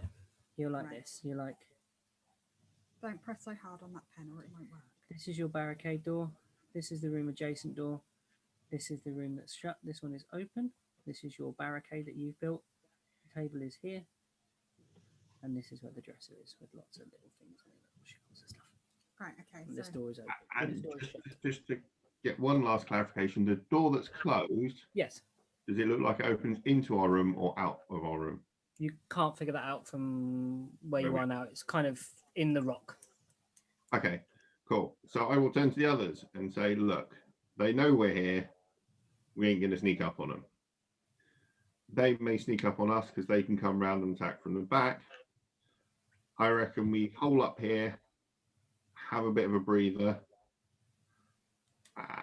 We can barricade the door that they can come in, and we can bring our barricade through so we can barricade them if they try and surround us. We can have a bit of a rest, recuperate, because that was quite a painful fight. It'll give Dante a chance to loot all the dead. And I'm guessing that's a kitchen, so we can have a cup of tea. yeah. So I go and peer round the door that's open, because if that's a corridor and they're coming down, we want to do that now.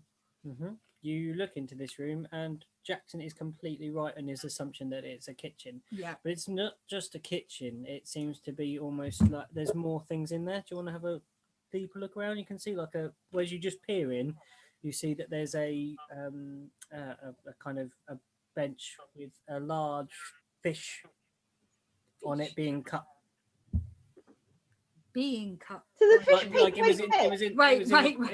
was in the process of being butchered. Like a large tuna was being butchered on this one table. Oh, okay. So fish people were eating fish. They could, Toa. They don't care. Okay. Okay. The Yeah, cannibals. but other then, fish eat other fish. Yeah. Fish aren't all the same thing. Yeah, true. Okay, so I have a look round that. Okay, so you step in the room a bit. Yeah, I'll go into the room and You have a look step round into the it. room a bit. As you step into the room, on the right, there's that table that you can see. The door opens this way, and across the room there is a big pot on a tripod type thing, dangling above a coal pit, bubbling away. There's something bubbling away in a pot. You can hear that sound as you stand there. And to the left, there is a cupboard, a wooden slatted cupboard. With smoke coming out of it. I can smell the smoke with my Elvis good sense of smell, and I come to join. Smell of other stuff in the room right now, but when you get closer, as you walk over, you also get this smell of smoke. Okay, So I've come to join Killian to investigate the room. Dante starts looting the bodies. Well, I what I would like to do is, can I get a big heavy table and basically put it up against the wall, blocking the closed door? Because while I've still got my frost strength thing going, Okay, yeah, you. I want to block that door with the big heavy table. Yeah. And then I want to take our half barricade table Door, yeah. door, pull it through the gap, and sort of lean it up against the bar. So you could push it over. But it's on our side now. Yeah, I get you. So are you bracing the table with the other part of the door? No, so the table, I'm kind of hoping that the weight of it in its own right, if it's sort of up at that sort of angle. So if you've got the door like that and it's standing like that, because if it's a big heavy table, I'm hoping just they can't get enough leverage to open it because just it's big. Yeah. And the other door, I want to kind of try and wedge into the gap to try and block from there, and then sit down and take a short rest. So you're putting the door back into its frame or into the door of the kitchen area? So it effectively, I'm going to sort of try and wedge it. So the bar is going to so you've got the door that we've opened with the bar. Yeah.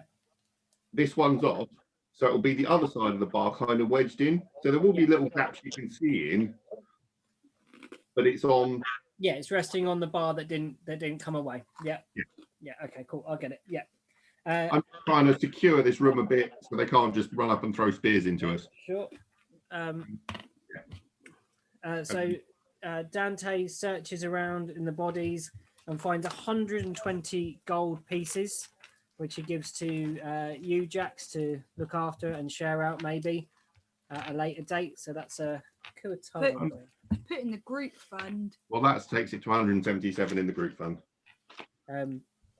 And you walk into the room, and Serial walks up behind you. Dante's looting the dead, trying to find some useful stuff. There's spears and stuff in it. If anybody wants to take some spears, I'll have some spears. Yeah, I'll have one. Okay, there are enough spears, as many spears as there are people. There's 5 spears. Okay, and so I want to walk up to the cupboard and open it really, really cautiously, because if it's smoking, I don't know what's in there, but I want to find out. So I open it like really, really. Okay, make a sleight of hand check. Okay. Thank you. God, I'm tired today. Pete, did they also have daggers? They didn't. Oh, they were biting. Yeah. Okay. Biting. Bad. And bad. And bad. So what am I doing? Sleight of hand, please. To be careful with the door.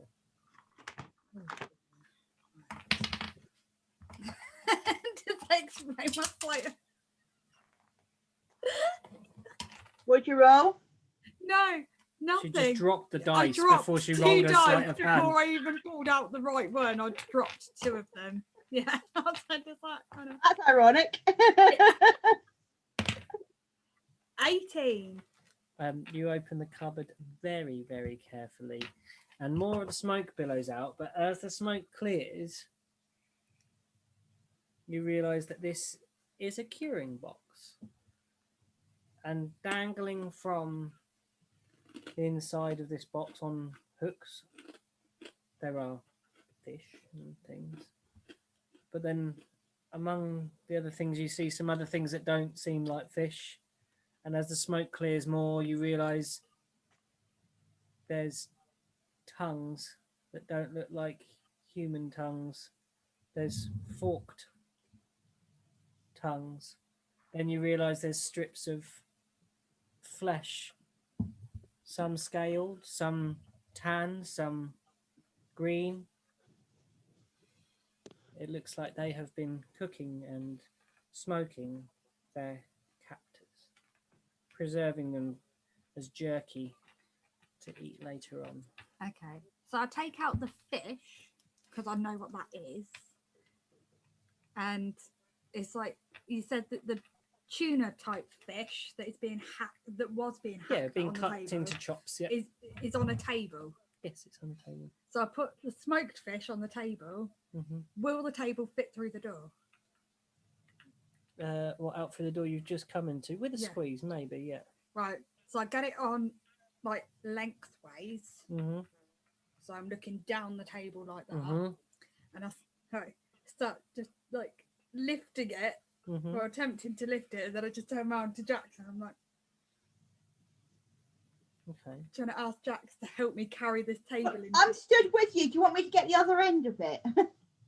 Yes. Oh yeah, because you're right next to me. Yeah. Yeah. So you get the other end. You lift this other table into the main room. It has a huge salmon on it and some smoked fish. Yes, and then I go back in the kitchen and raid it, see what else I can find. Okay. I'm a hungry boy. And I go, it's sushi and smoked salmon for tea. Okay, so you've got wonderful supplies to eat from. There is still the pot above the Yeah, I investigate what's in that. just awful. Absolutely tons of various mixed offal eyes and gizzards, and you don't know what else is in there. Slug food. Do I lick it?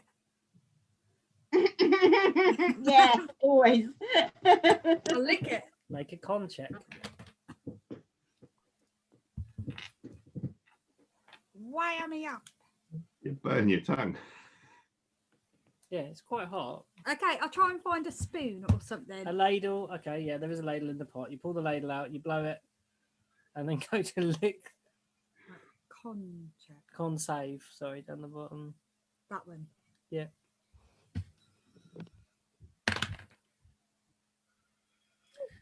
11.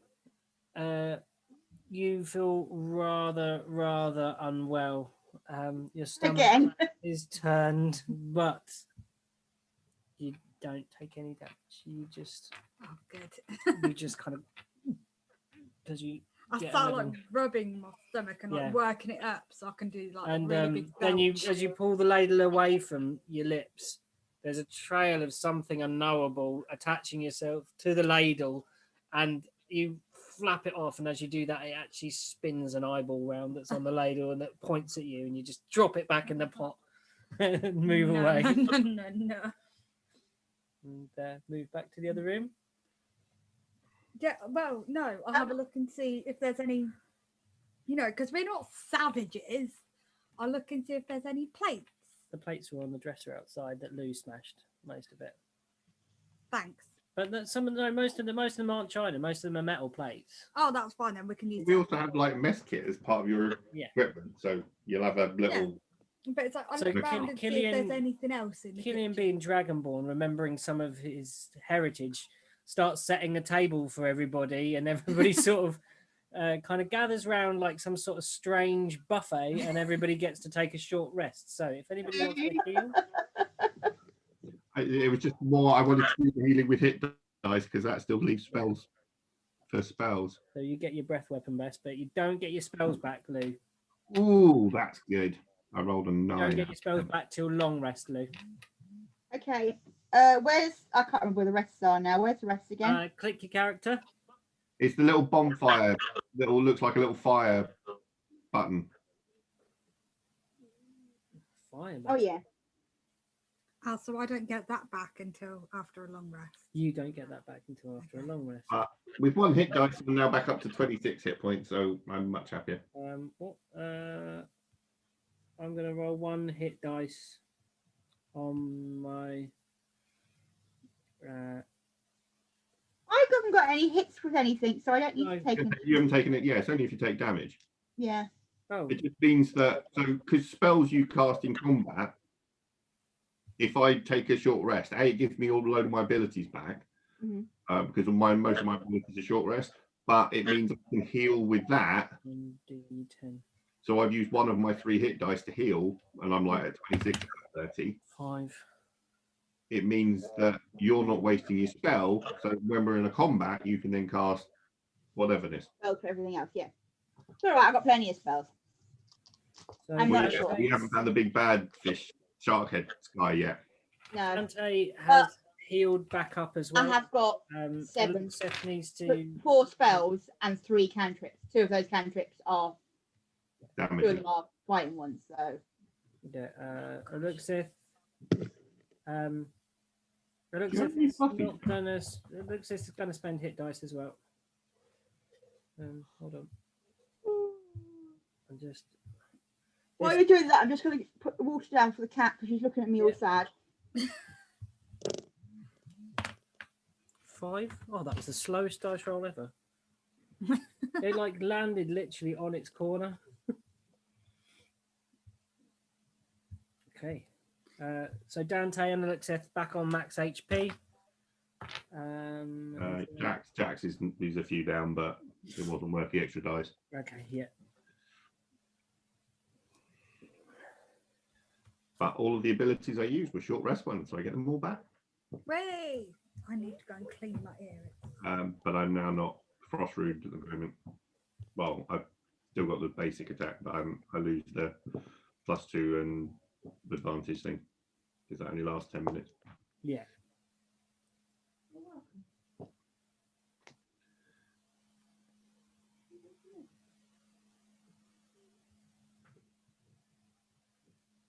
Okay.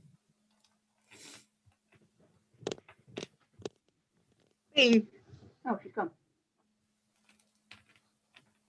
She's just gone. Back in a sec. Where's Killian gone? Just come in. She's just gone to the bathroom quick. Not to the loo. Just to get something. Okay.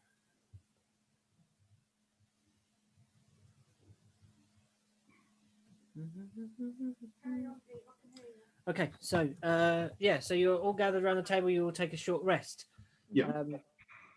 There is no further noise from anywhere around you. Mhm.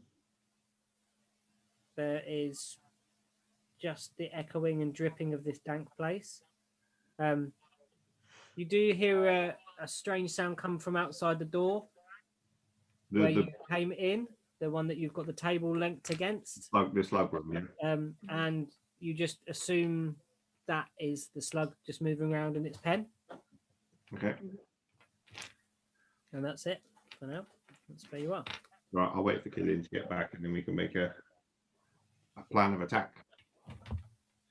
Right, I'm back. Sorry. Okay. Really itchy ears. I couldn't hear properly. So we've got the opportunity now to go further into wherever this is, because we still need to find shark-headed guy.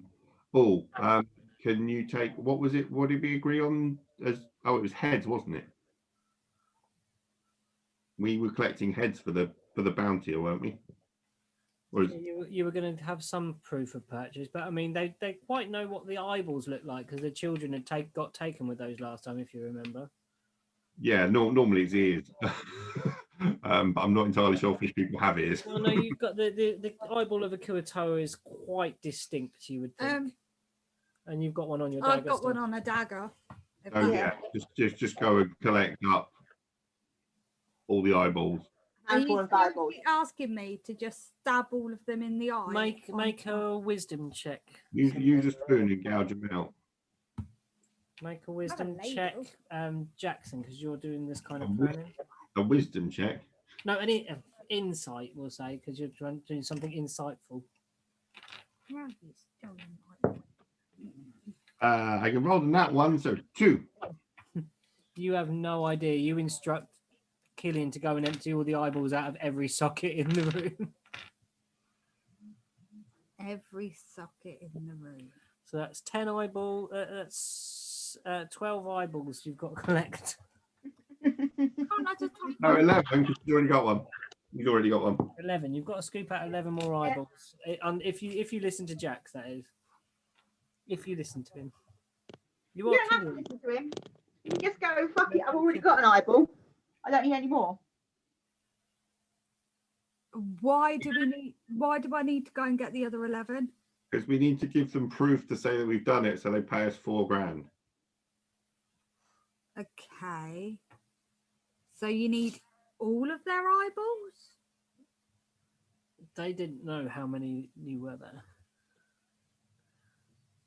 Well, I'm figuring if we take a big pile of eyeballs, then they've got 2 eyes apiece, so they can go, well, there was 10 of them, and there was one shark-headed guy, and we'll take the shark-headed head back, and they should go, oh, thank you very much, here's your $4 grand. You think the head would be a good idea of the shark's head, most definitely. I think you don't need to take, I don't think you need to take all 12. I think just a handful, maybe. Well, 4 or 5 my question would be, can you tell a left eyeball from a right eyeball of a fish person? Make a nature check, Serial. Can you tell the left eyeball from a right eyeball on a fish person? You are a druid. You might actually know this. If she gets really high on this and actually does, then that would be awesome. Oh, look at him. That made me laugh. Oh, I can't even find the thing I want now. Hang on. Skills. Skills, there we go. Jax doesn't have a problem. If he'll go around and collect all the. I've got 10. You don't think you could actually identify one of these fish things? Again, this isn't the environment you're used to. You're used to woodland glades and stuff. Yeah. This kind of fish. I'm quite happy scooping out the eyeballs if you want. No, you told me to do it. I'll do it. I'll just grab the ladle out of the thing. And just... Yeah. You're gonna scoop any out of the bowl just in case there's more floating around. It's the most disgusting ice cream parlor you've ever visited. As Killian goes around, gouging out, popping out Kurtoa eyeballs. You find a small sort of piece of cloth on the dresser that was maybe a placemat or maybe a tea towel, and then you kind of tie the corners together, and you have a sack of eyeballs about this. Eyeballs. You know the spears that that I picked So up. you're gonna be a homeless person with this. Yeah, I shove it on the end of the spear and just have Make it a on your little, shoulder. a little knapsack. Yeah, I Yeah. like that. Yeah, so you've got a dripping bag of Kurtoa Yeah, because eyeballs. I ain't putting that in my bag with everything else. Nah. Oh, I'll just tie it to your belt. Nah, because then it'll be dripping down my leg.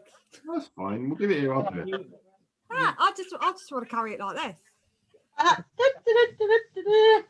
And then once we're in that stage, so do we want to check back just to make sure that that was just a slug guy? Can I make a suggestion? Yeah. Can we actually try to see if the door that's shut is actually locked? When we move the barricade, yeah. Yeah. Well, when we're going that way, I was going to say, do you want to sort of turn it into something little and sneak down there, or do we want to send Dante down there, or are we just going to walk down the corridor and smash everything we come across? I think I can sneak. I've had a short rest. I can sneak now. Okay. Let me think. What animal shall I be today? Well, so while you're doing that, can I just move the door that we came through? Yeah, the ramp door. Yeah. The one barricade wedged in, Yeah. move it out, have a look down that corridor, hop over the bar, and go for the room that we. So basically, make sure that it was just the slug that was moving, and then get to the portcullis door and see if anything set off my trap. Just quickly, you said that there was a tiny little gap in that you could see through. Do you want to maybe look through that first before you move it, just in case? I'm not that smart. Okay. Okay. You go. Can I look through it first before we go through? Okay, mate. Yeah. So you dash. Killian dashes ahead. You peer out. There's nothing out there. Jack, seemingly not noticing, just lifts the door out of the way anyway. Even though you're being Because I was cautious, like, you see just two in little case. antennas doing this over the edge of the thing. It looks possibly like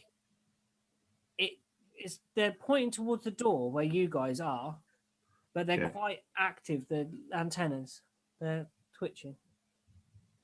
Can I make a nature check to see if it's just he hasn't had his dinner yet and he's hungry? You could do that with nature. Yeah, go for it. 10.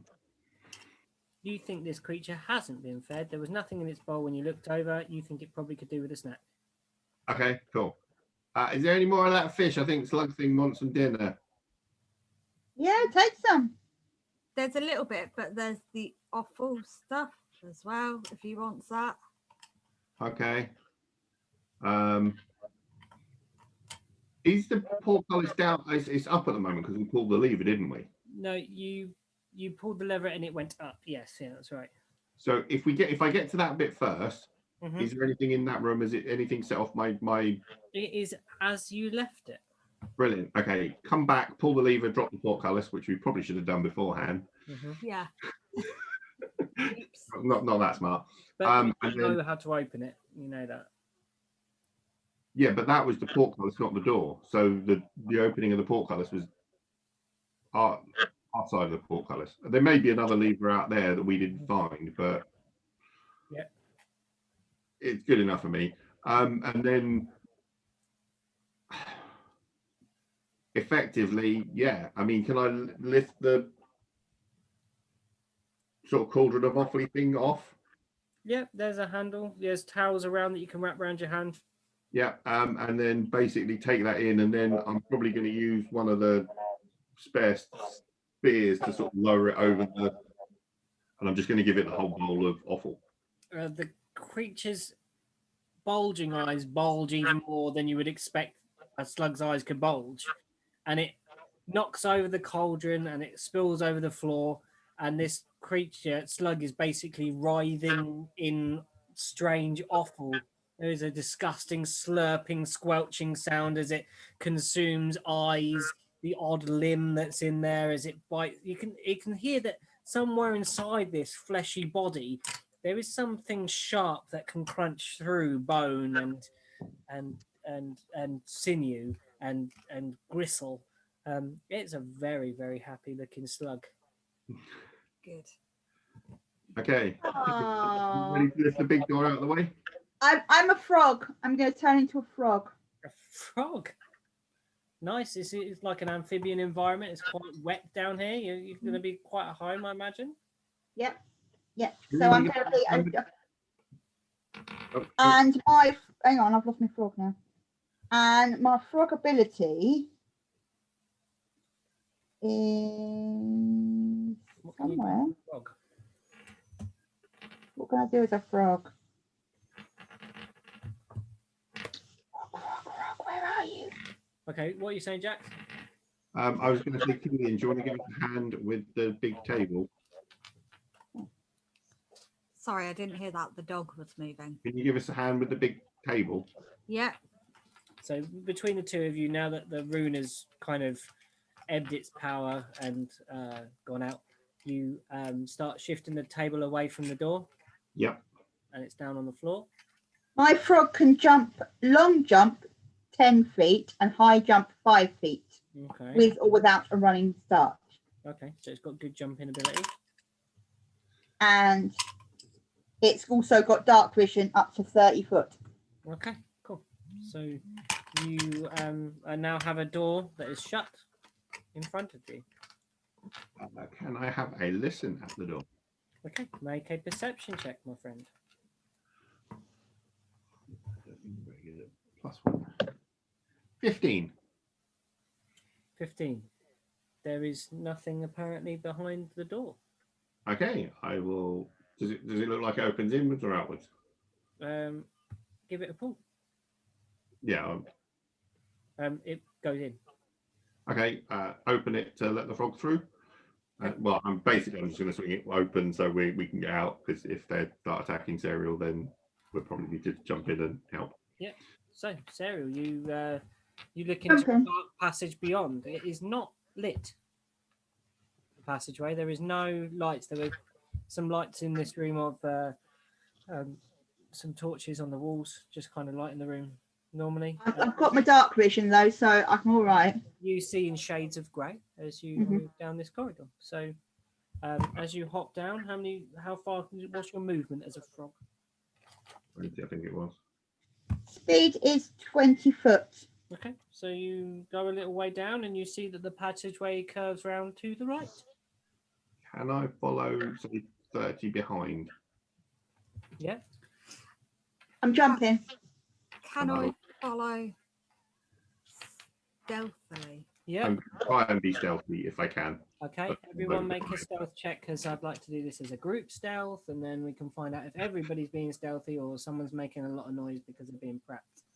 Normally Charlie. Normally Charlie, but Charlie isn't with you. You've got... But someone's at a disadvantage. You are still at this. But I had a short rest. It's long rest. That's a long rest. Get rid of that. Oh, screw you. Sorry. It's all right. You're going to roll better than me. So don't worry. Oh, actually, I got 18, so... I rolled twice and take the smallest, yeah? Yeah. Is that right? Yeah. Yeah. Going back to my character. It'll be a frog or a frog stealth. Well, my smallest So you're is +3 19 for stealth, Okay. Luke, as a and my frog. highest was 20. Well, +3 is a stealth. +3, whatever you roll, yeah, as a frog. 9, 18. What was yours, Jax? Mine was 18. 18, 9. 19. I'm adding it up in my head. Okay. And we're just waiting for cereals. 9 plus 3, so that is 12. Okay.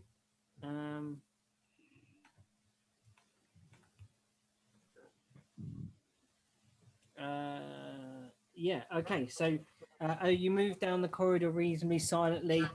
It looks as stumbles at some point, but Jax, you manage to reach out and catch her before she kind of bumps and knocks her items that she's carrying against the wall. Am I right in thinking that everyone has dark vision?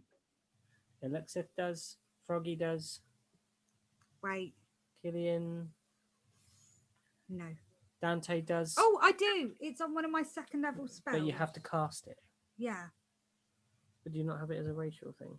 No. Because I had to get it. Okay. Yeah. Because as soon as I realised I could get dark vision, I was like, right, I'm having that now. Because everybody else has it apart from me. Okay, so are you going to cast that as a second level spell while you're in this dark, or are you going to wait till these guys walk you down the corridor? Because they can assist you. You have to tell them, though. Is it worth A second level spell slot, you've got, you know that there's probably going to be a shark boy down here. There's going to be a big fight, so I would probably. Should we just use Dante as your guide? As a I literally just put my hand, my talon on Dante's shoulder and kind of push him like that. And with Elixir my palm. reaches out and she puts her hand to your hip because you're quite tall. So Elixir's one side, Dante's in front of So you. I'm just like, right. Just, Guiding Oh, through the they're dark. leading you. yeah. Because So it's kind of as like, you see not this like that. small frog hopping down the corridor in front of you and everyone's following up behind gradually, you actually come to a place where the tunnel splits in two. Mhm. A passage to the left and a passage to the right. I always want to go left. So I'm going to jump left and carry on. You're going to start hopping. Stealthily, quietly hopping along. Okay. Hey, can I check the floor? Is it a stone floor? It's still this kind of black slate that the outside was made of, as far as you know. Well, because you have to come up over the sandy beach outside, I'm kind of working that these things will probably have had some sandy feet. So can I sort of... No, the beach outside was on the rock. It was all black rocked. But you might see some footprints. Yeah, I mean, that's what I was going to see if I could see any footprints on the, you know... Go for it. Make a survival check. Have a see if you can track them. 8, so 11. You look down at the floor, and It's you funny, do frog see prints. you see a set of frog prints, but you also see footprints going in both directions, Okay.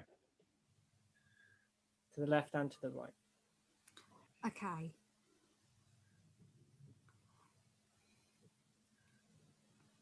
Can I hear anything coming from down the corridors? Which way are you listening? I'm gonna. Are you standing in the middle? And I'm trying to work it out? standing in the middle and kind of turning my head like this. Are you trying to echolocate? Okay. Yeah. So make a perception roll then for that one for me. We should give you disadvantage more often because you have more better ideas. I know. This is the really annoying thing. It's like, oh, come on. Like, Okay, so you're standing on the gateway and Can you you are with disadvantage. lead me up, please. Yeah. The lead will come out. So yours is A perception you want me to do. yeah. Right, Alora's birthday. I hate putting numbers in other people's phones. It's something weird. Right, so what am I doing? Percept with Perception. +1 with With- this. Disadvantage. Right. 9, so 10. 10. 11. So you weren't too far off with the disadvantage anyway.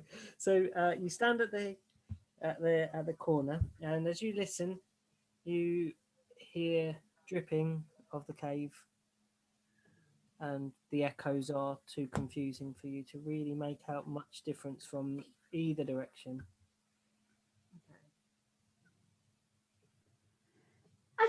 frog, I can still do my nature checks and all that sort of stuff, can't I? Yeah, You so still you can have do. your So serendipity. it uses. So it uses the frog. So you get your mental stats.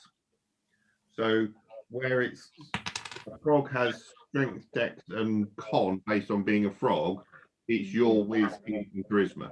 Yeah. Right, But okay. your mental faculties are the same. Your physical faculties are different. Different. Yeah, I understand.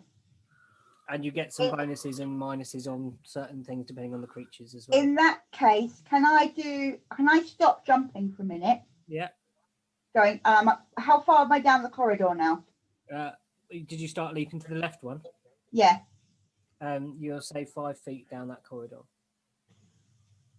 Okay. Can I stop and do a perception check to see Okay. if there's anything around me that may give me some clues about where I'm going? Yeah, of course. So that would be Investigation. area perception.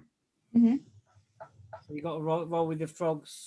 No, it's a No, mental. it's a mental thing. Yeah, you roll it with Mental. Sarah. Area perception. I got 25. In this, okay, so what was that, a nat 20? Nat 20 plus 5, yeah.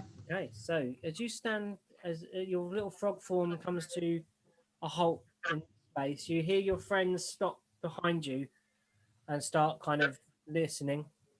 Mhm. Down this corridor, you do hear something out of the echoes. You hear like a chanting,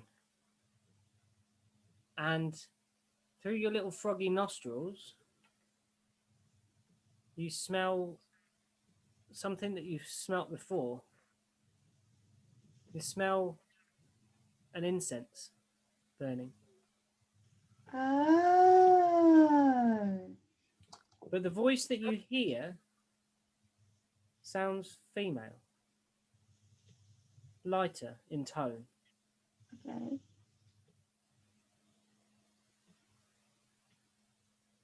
I can't talk, can I, as a frog? No. But Dante can speak with animals. Yeah, so you can walk back to Dante. I'm going to hop back to Dante a minute. I don't know if you And I'm going to say to Dante, can you hold everybody here?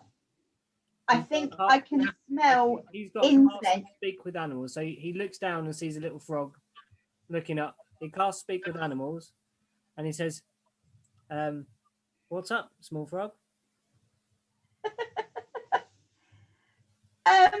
Dante, it's me, Cereal. I know. I saw you change. I can smell incense like the church before, but this time it's different. It's a woman. It's not a man. I'm sure it's a female voice. I think I need to investigate further. But if you follow me, we'll be seen for certain. You stay here, and I'm gonna go down the corridor and see if I can find out a bit more.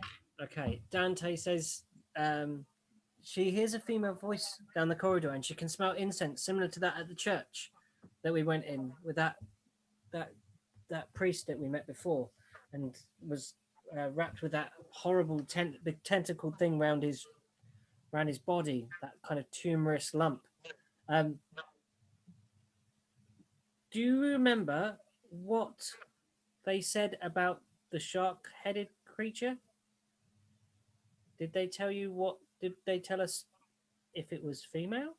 Because she says she hears a female voice. I think the only thing you said was when they do it, they tend to be in pairs. They try and one up each other. They were quite avaricious and tried to one up each other. There's normally 2.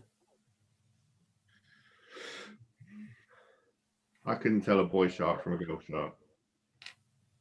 Being honest. So that's where you have to. He considers it. So you don't know whether it's male or female. I was going to say I wasn't there. You weren't privy so- to that, no. And to be honest, the shark-headed things extorting villages, I reckon we smash it in the head anyway. Well, Female or male, just smash it. yeah. I'm game. But are you going to listen to my request from Dante to stay the fuck there while I go down a bit further down the corridor? Yeah. Yeah. Okay. So you hop further down, and everyone holds, and I'll hold at the T junction. at the Yeah. T junction. Yeah. So you hop a bit further down the corridor, and as you proceed down, sorry, I just got to make. Dean, stop fiddling with your ear. Why? It's a plug thing she's fiddling Yeah, with. it's my earplug. I'm screwing it back in.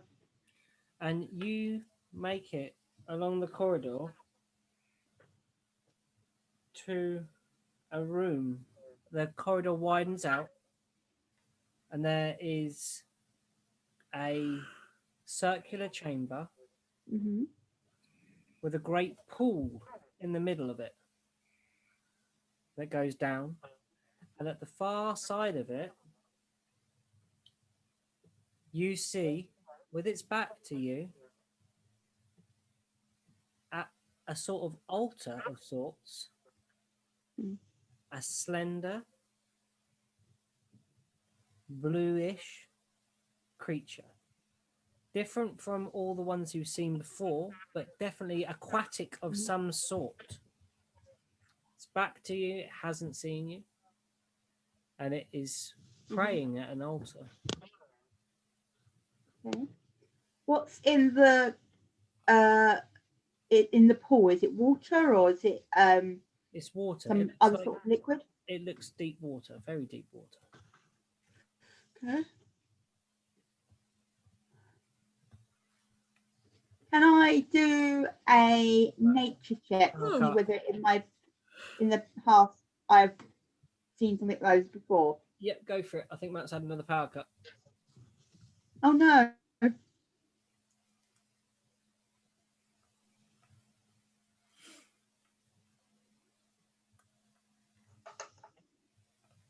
$12. Can you plug me? You look at this creature, and you know it not to be Kuatoa. It's definitely not Kuatoa, the creatures that you've seen before. Mhm. It is a different beast altogether. And something twinkles in your memory that they are not kind. They're not kind. You don't gain any more than that. Okay. Is there anything? So there's an altar. Is there anything on the altar? You can't, Candles really or? make, you can't really make out, apart from there is smoke coming off of it. From the incense, you presume that's the smell you smell in the air, but she's blocking most of it. It's quite a small little thing. Can I stand there and wait a minute and see if she moves around? Can I is there somewhere I can sort of be out the way in the shadows, so even if she turns around she's not going to see me? There is a lip to the pool. Can I sort of snuggle under the lip so I'm hidden? Sure. You just stand there, and she's Second power cut, but backup, so I'm not. she just stands there chanting, saying her prayers. She every so now and then glances over her shoulder, and you see these big yellowish eyes as you're sort of peeking over the lip. And she's just chanting something to some you don't know because you don't speak the language, so just a prayer. Okay.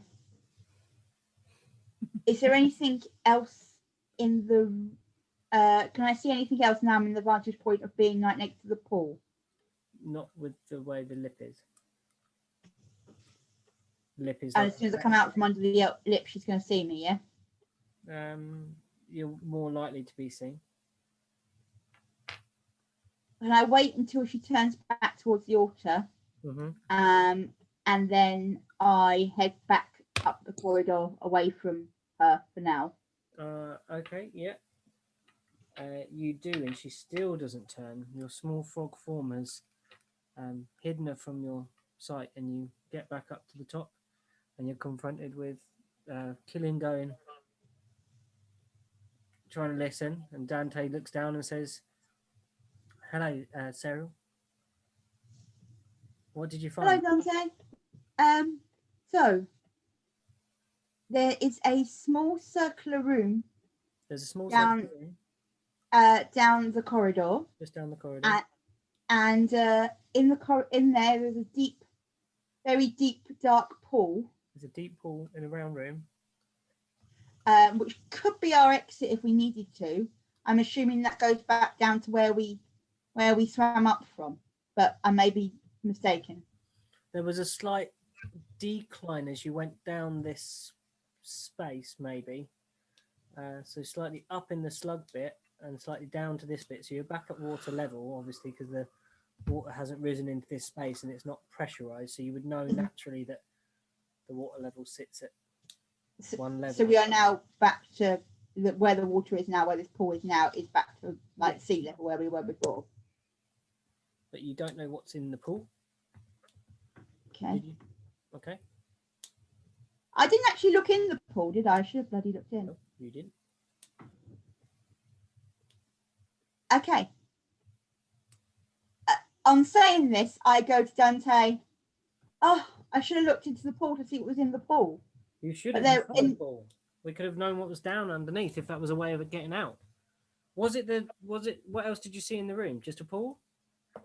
And there was a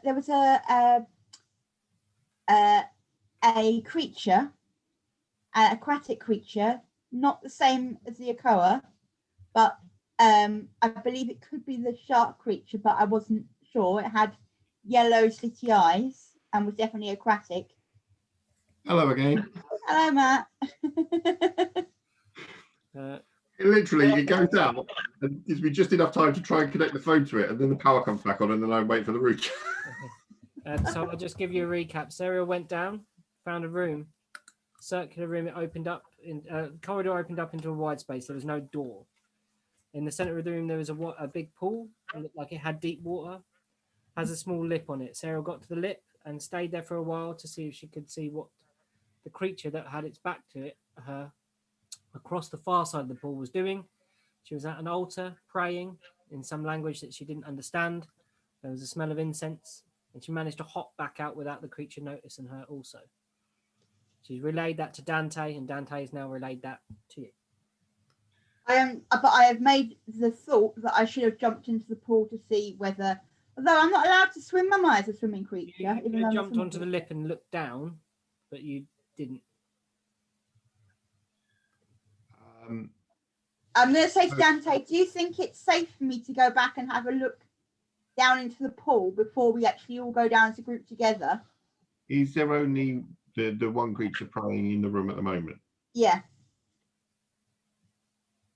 Are we going to try and sort of... And the description of the creature, I'll just recap for Serial, is a slight creature. Mm-hmm. It's back to you. Yellow eyes. And it was to me. It did turn around, so I've got to look at it. And a feeling that it was not a nice creature. Somewhere back in your history of creatures and things, you got that from part of your nature check. Are we going to plan to rush it and sort of stop it as quickly as possible? I think my thoughts are it might be some sort of priestess or sorcerer. We're going to work. It's like a priest in the church, and when we kill it, it's yeah, just for the incense. And I think there's, I think it could be something similar to what we had before because of the same smell of incense that we had before. Do you think that we'd be able to sneak up to the entrance without them noticing? If we all were stealthy enough. Because if we can get to the entrance, would that be in range that, like, Dante can shoot arrows, Killian can throw fire thingies, you can throw fire thingies or ice thingies, whatever it is. Yeah, while they've got their back to it. What I'm worried about is a load is like 2 sharks jumping out of that pool and attacking us. And that's I'm not worried about sharks jumping out of pools. But shark people can, because it's a shark person. Shark-headed people, yeah. Yeah. But sharks, they can jump out the water as much as they want. I should have looked in the pool.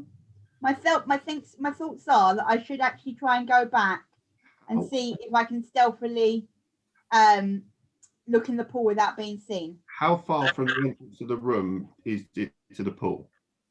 It was in the centre of the room. Pete, you didn't actually say how big the room was. When the corridor opens up from being a corridor into a sort of V shape, it's 5 foot. About 10 foot from you to the pool, from the kind of narrow bit of the corridor. The pool is probably 10 feet across. Okay. He's on the far side of the room at another 5. So 5, 10, 25 foot, sort of in the space. Okay, and how wide is the corridor at the mouth? The mouth, it kind of becomes the room, the sides of the room. So it goes what narrow. Is if we line up along there, everyone has rangey stuff. So if we line up along there, we're going to be seen as soon as the priestess turns around. Well, I'm assuming they're going to notice as soon as people start throwing fire bolts and arrows into them and stuff. They will indeed. But you might get But if there's anything in the pool, we're going to be 10 foot away from the pool. Mm-hmm. Yeah, so whatever comes out of the pool, which I'm assuming something's going to come out of the pool, it's going to be right on top of us. So our range attacks are going to be... Well, as soon as it gets on top of us, I'm going to be standing up and smacking it with big hammers. Mm. So I'm thinking if we have a firing line, if need be, I can step in front of that. If it's something that's going to come out of the pool, like a shark-headed person or a fish person, they're going to get to me and I'll be smashing them and you guys can still shoot them from behind. If it's something like an octopus and throwing tentacles out, hopefully it won't reach us from the pool. And you guys can just shoot the wizard, the priest, whatever it is, chanting thing at a distance. Okay. Or the octopus at a distance. Did it look like it had, Dante says, does it look like our target? Does it look like the shark-headed creature?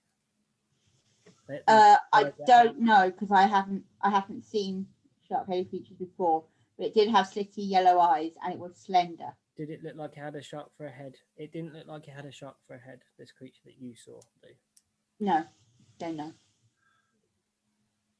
So I've got to say, I think we try and sneak up and ambush it. Gonna try and get a sneak round on it. But then, if that's the only way into the room and we've got our backs to the entrance, down the other corridor, if there's things down there and they hear the commotion going on, they're going to come round and they're going to then be behind us, so they'll have advantage over us because they'll... There's only one thing in this room, so if we kill it, there's nothing through our back, so we can basically just reverse that. You guys can move to the front and I can stand in the corridor. But this stuff can come up through the pool. Yeah. It's like a pool entrance as well as a... Or we take sort of 30 foot back and we carry that big ass heavy table and we make our own barricade. You know, Gillian and I can carry the table down the corridor and we up the thing as a barricade across the entrance of the thing. So if anything does come from it, we've got cover. Yeah, unless something comes from the other direction and then we're stuck behind it. Everyone make a perception check. Is that a perception check? Everybody. Everybody. +1. What your roll? You're talking too much. Have I got disadvantage still?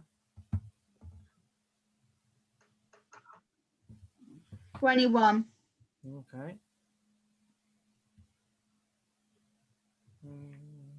Sorry, all my devices haven't actually connected back to the Right. perception. 13 and 14, so 13. Okay. And 14.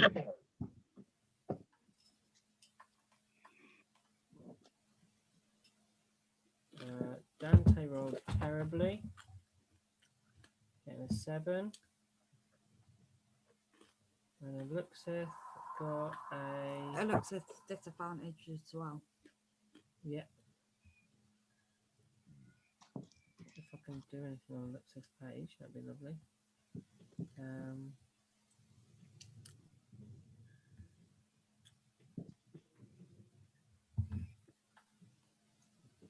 Okay, 8.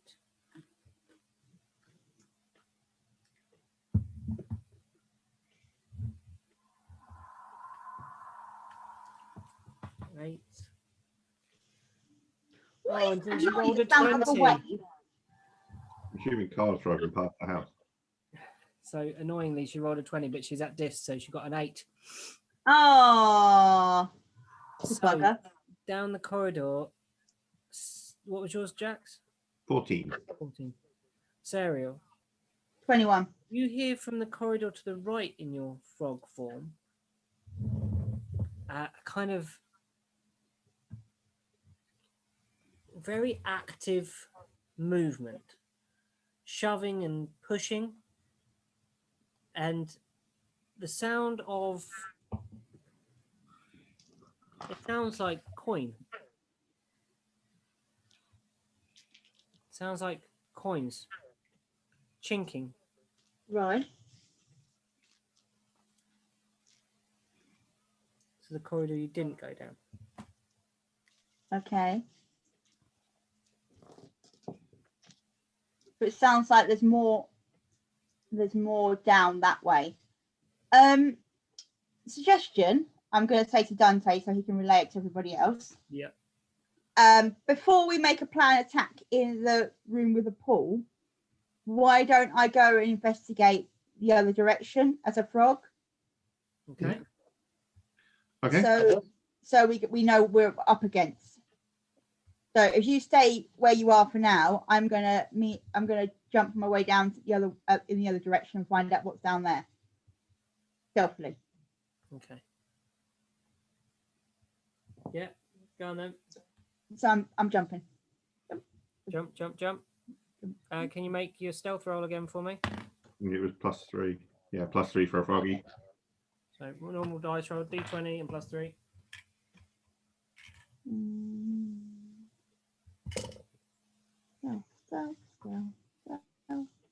Those are skills.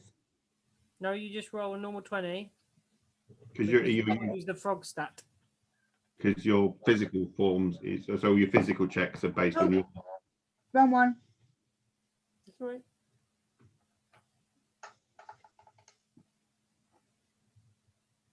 Five plus 3, did you say? Yeah. 8. You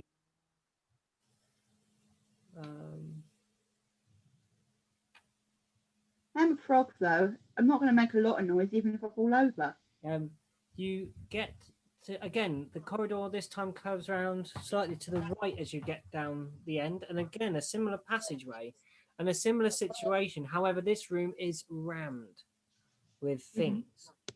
There is a pool in the center, but all round the edges of this room are oddments, rusting old weapons, old anchors, rust-covered fishing tackle, old maps, all kinds of stuff. And to the side of the room, you see a humongous creature. This is to the side, you see it perfectly. This is the shark-headed creature that you have been told about. It's frantically grabbing handfuls of gold and coin and jewels and throwing them into bags and chests and then dropping them down the hole. So it looks like sounds like it's trying to make a getaway. You'd make that as a pretty good assumption, yeah. Yeah. Is there anything else in the room apart from the shark trying to take a shitload of gold away? Make a perception check.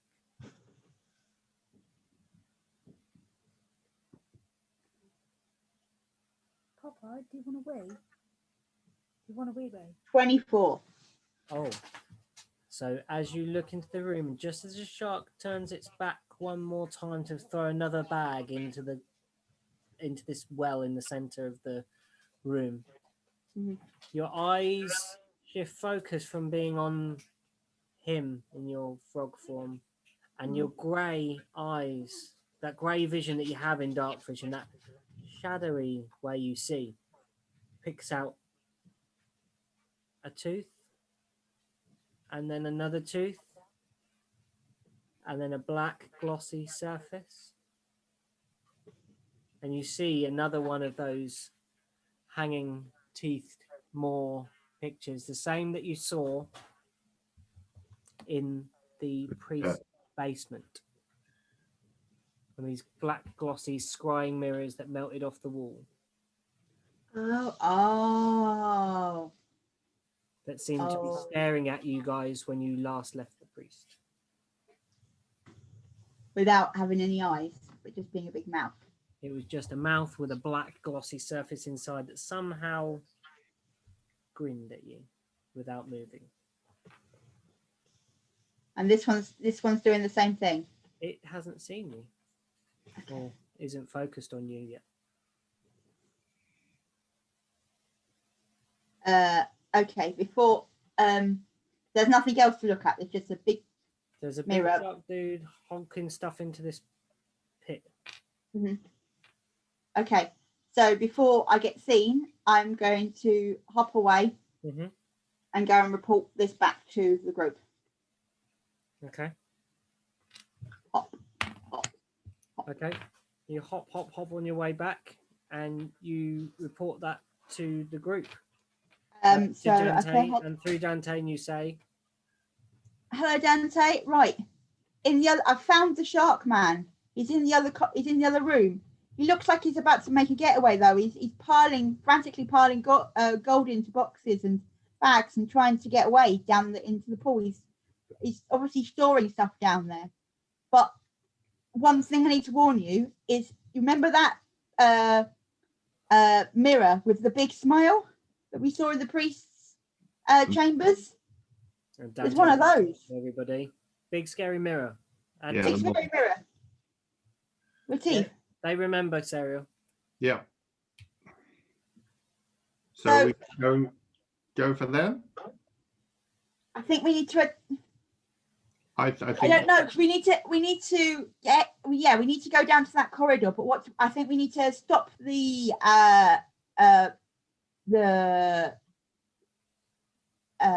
shark from escaping first. I'm thinking maybe we could use one of the frost spells to freeze the pool so he can't escape, and then we beat the shit out of him. Well, I'm gonna probably try and close and smash him with a big hammer. How big's the room? Same. About the same as the other room. How high did it get? Sorry? How high did it get? How high does the room get?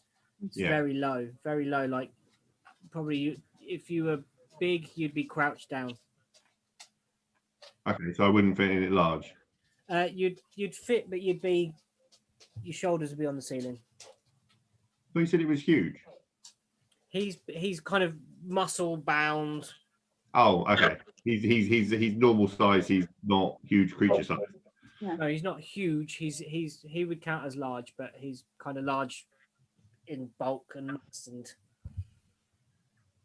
But if I double in height, I'm like 13 foot tall. So like, would I fit in there? Thing? You could still be in the room. Yeah. He's kind of hunched over. He's loading these things into the. Okay. Well, if we sort of sneak up, if I sort of basically charge him to engage him, you block the pool with your ice spell. Yeah, my frost spell. Do we want to leave Dante or Eluxif cover the rear in case the priesty one comes up? Yeah, they could. We're at the T junction, aren't we? So we could get Dante to wait at the. He could hide in the corridor invisible and ambush them if they come past. Yeah. And then so if you deal with the pool, I'll try and engage it and start smacking the shit out of it. And I think because Gillian's got some more ranged attacks, maybe Gillian should be then attacking the mirror, and then I'll join to help whichever way I need to once I've frozen full. So I'll engage him. You block the pool. Gillian attacks the mirror and gets rid of the mirror. Dante covers the rear. I don't know what Alexis can do. If I remember correctly, with the mirror, we tried to attack it last time, and the things got close to it and then just dropped. They didn't actually impact it; they got close and just dropped. Can you not use your fire magic or whatever? I think that's going to be the same thing. Well, even when we did that, it ran away, so it wouldn't hear if it wasn't paying attention. Okay. I'm just thinking it will get rid of it. Yeah. Okay. Okay. So you. You got a plan? Well, it won't be able to slide into a pit like the other one did before because I'm freezing the water. Yeah. So it can't escape. Okay. So are we going to pick up the corridor, basically? Yeah, so you start sneaking towards the end of the corridor, and all of you hear this shink, shink, chink, splush, shlink, shlink, shink, splush of this large form, and the kind of grunting and snarling as you walk down the edge of the corridor. And are you stealthing? I didn't hear if you were going. I would like to stealth, please. Yeah. Yes, I'm stealthing. Okay. Yeah. Right. So roll for stealth, everybody. And I disadvantaged. You are still disadvantaged. 15 for death. Okay, so 16, 15. 15. 7. Sorry. Oh, strong thing.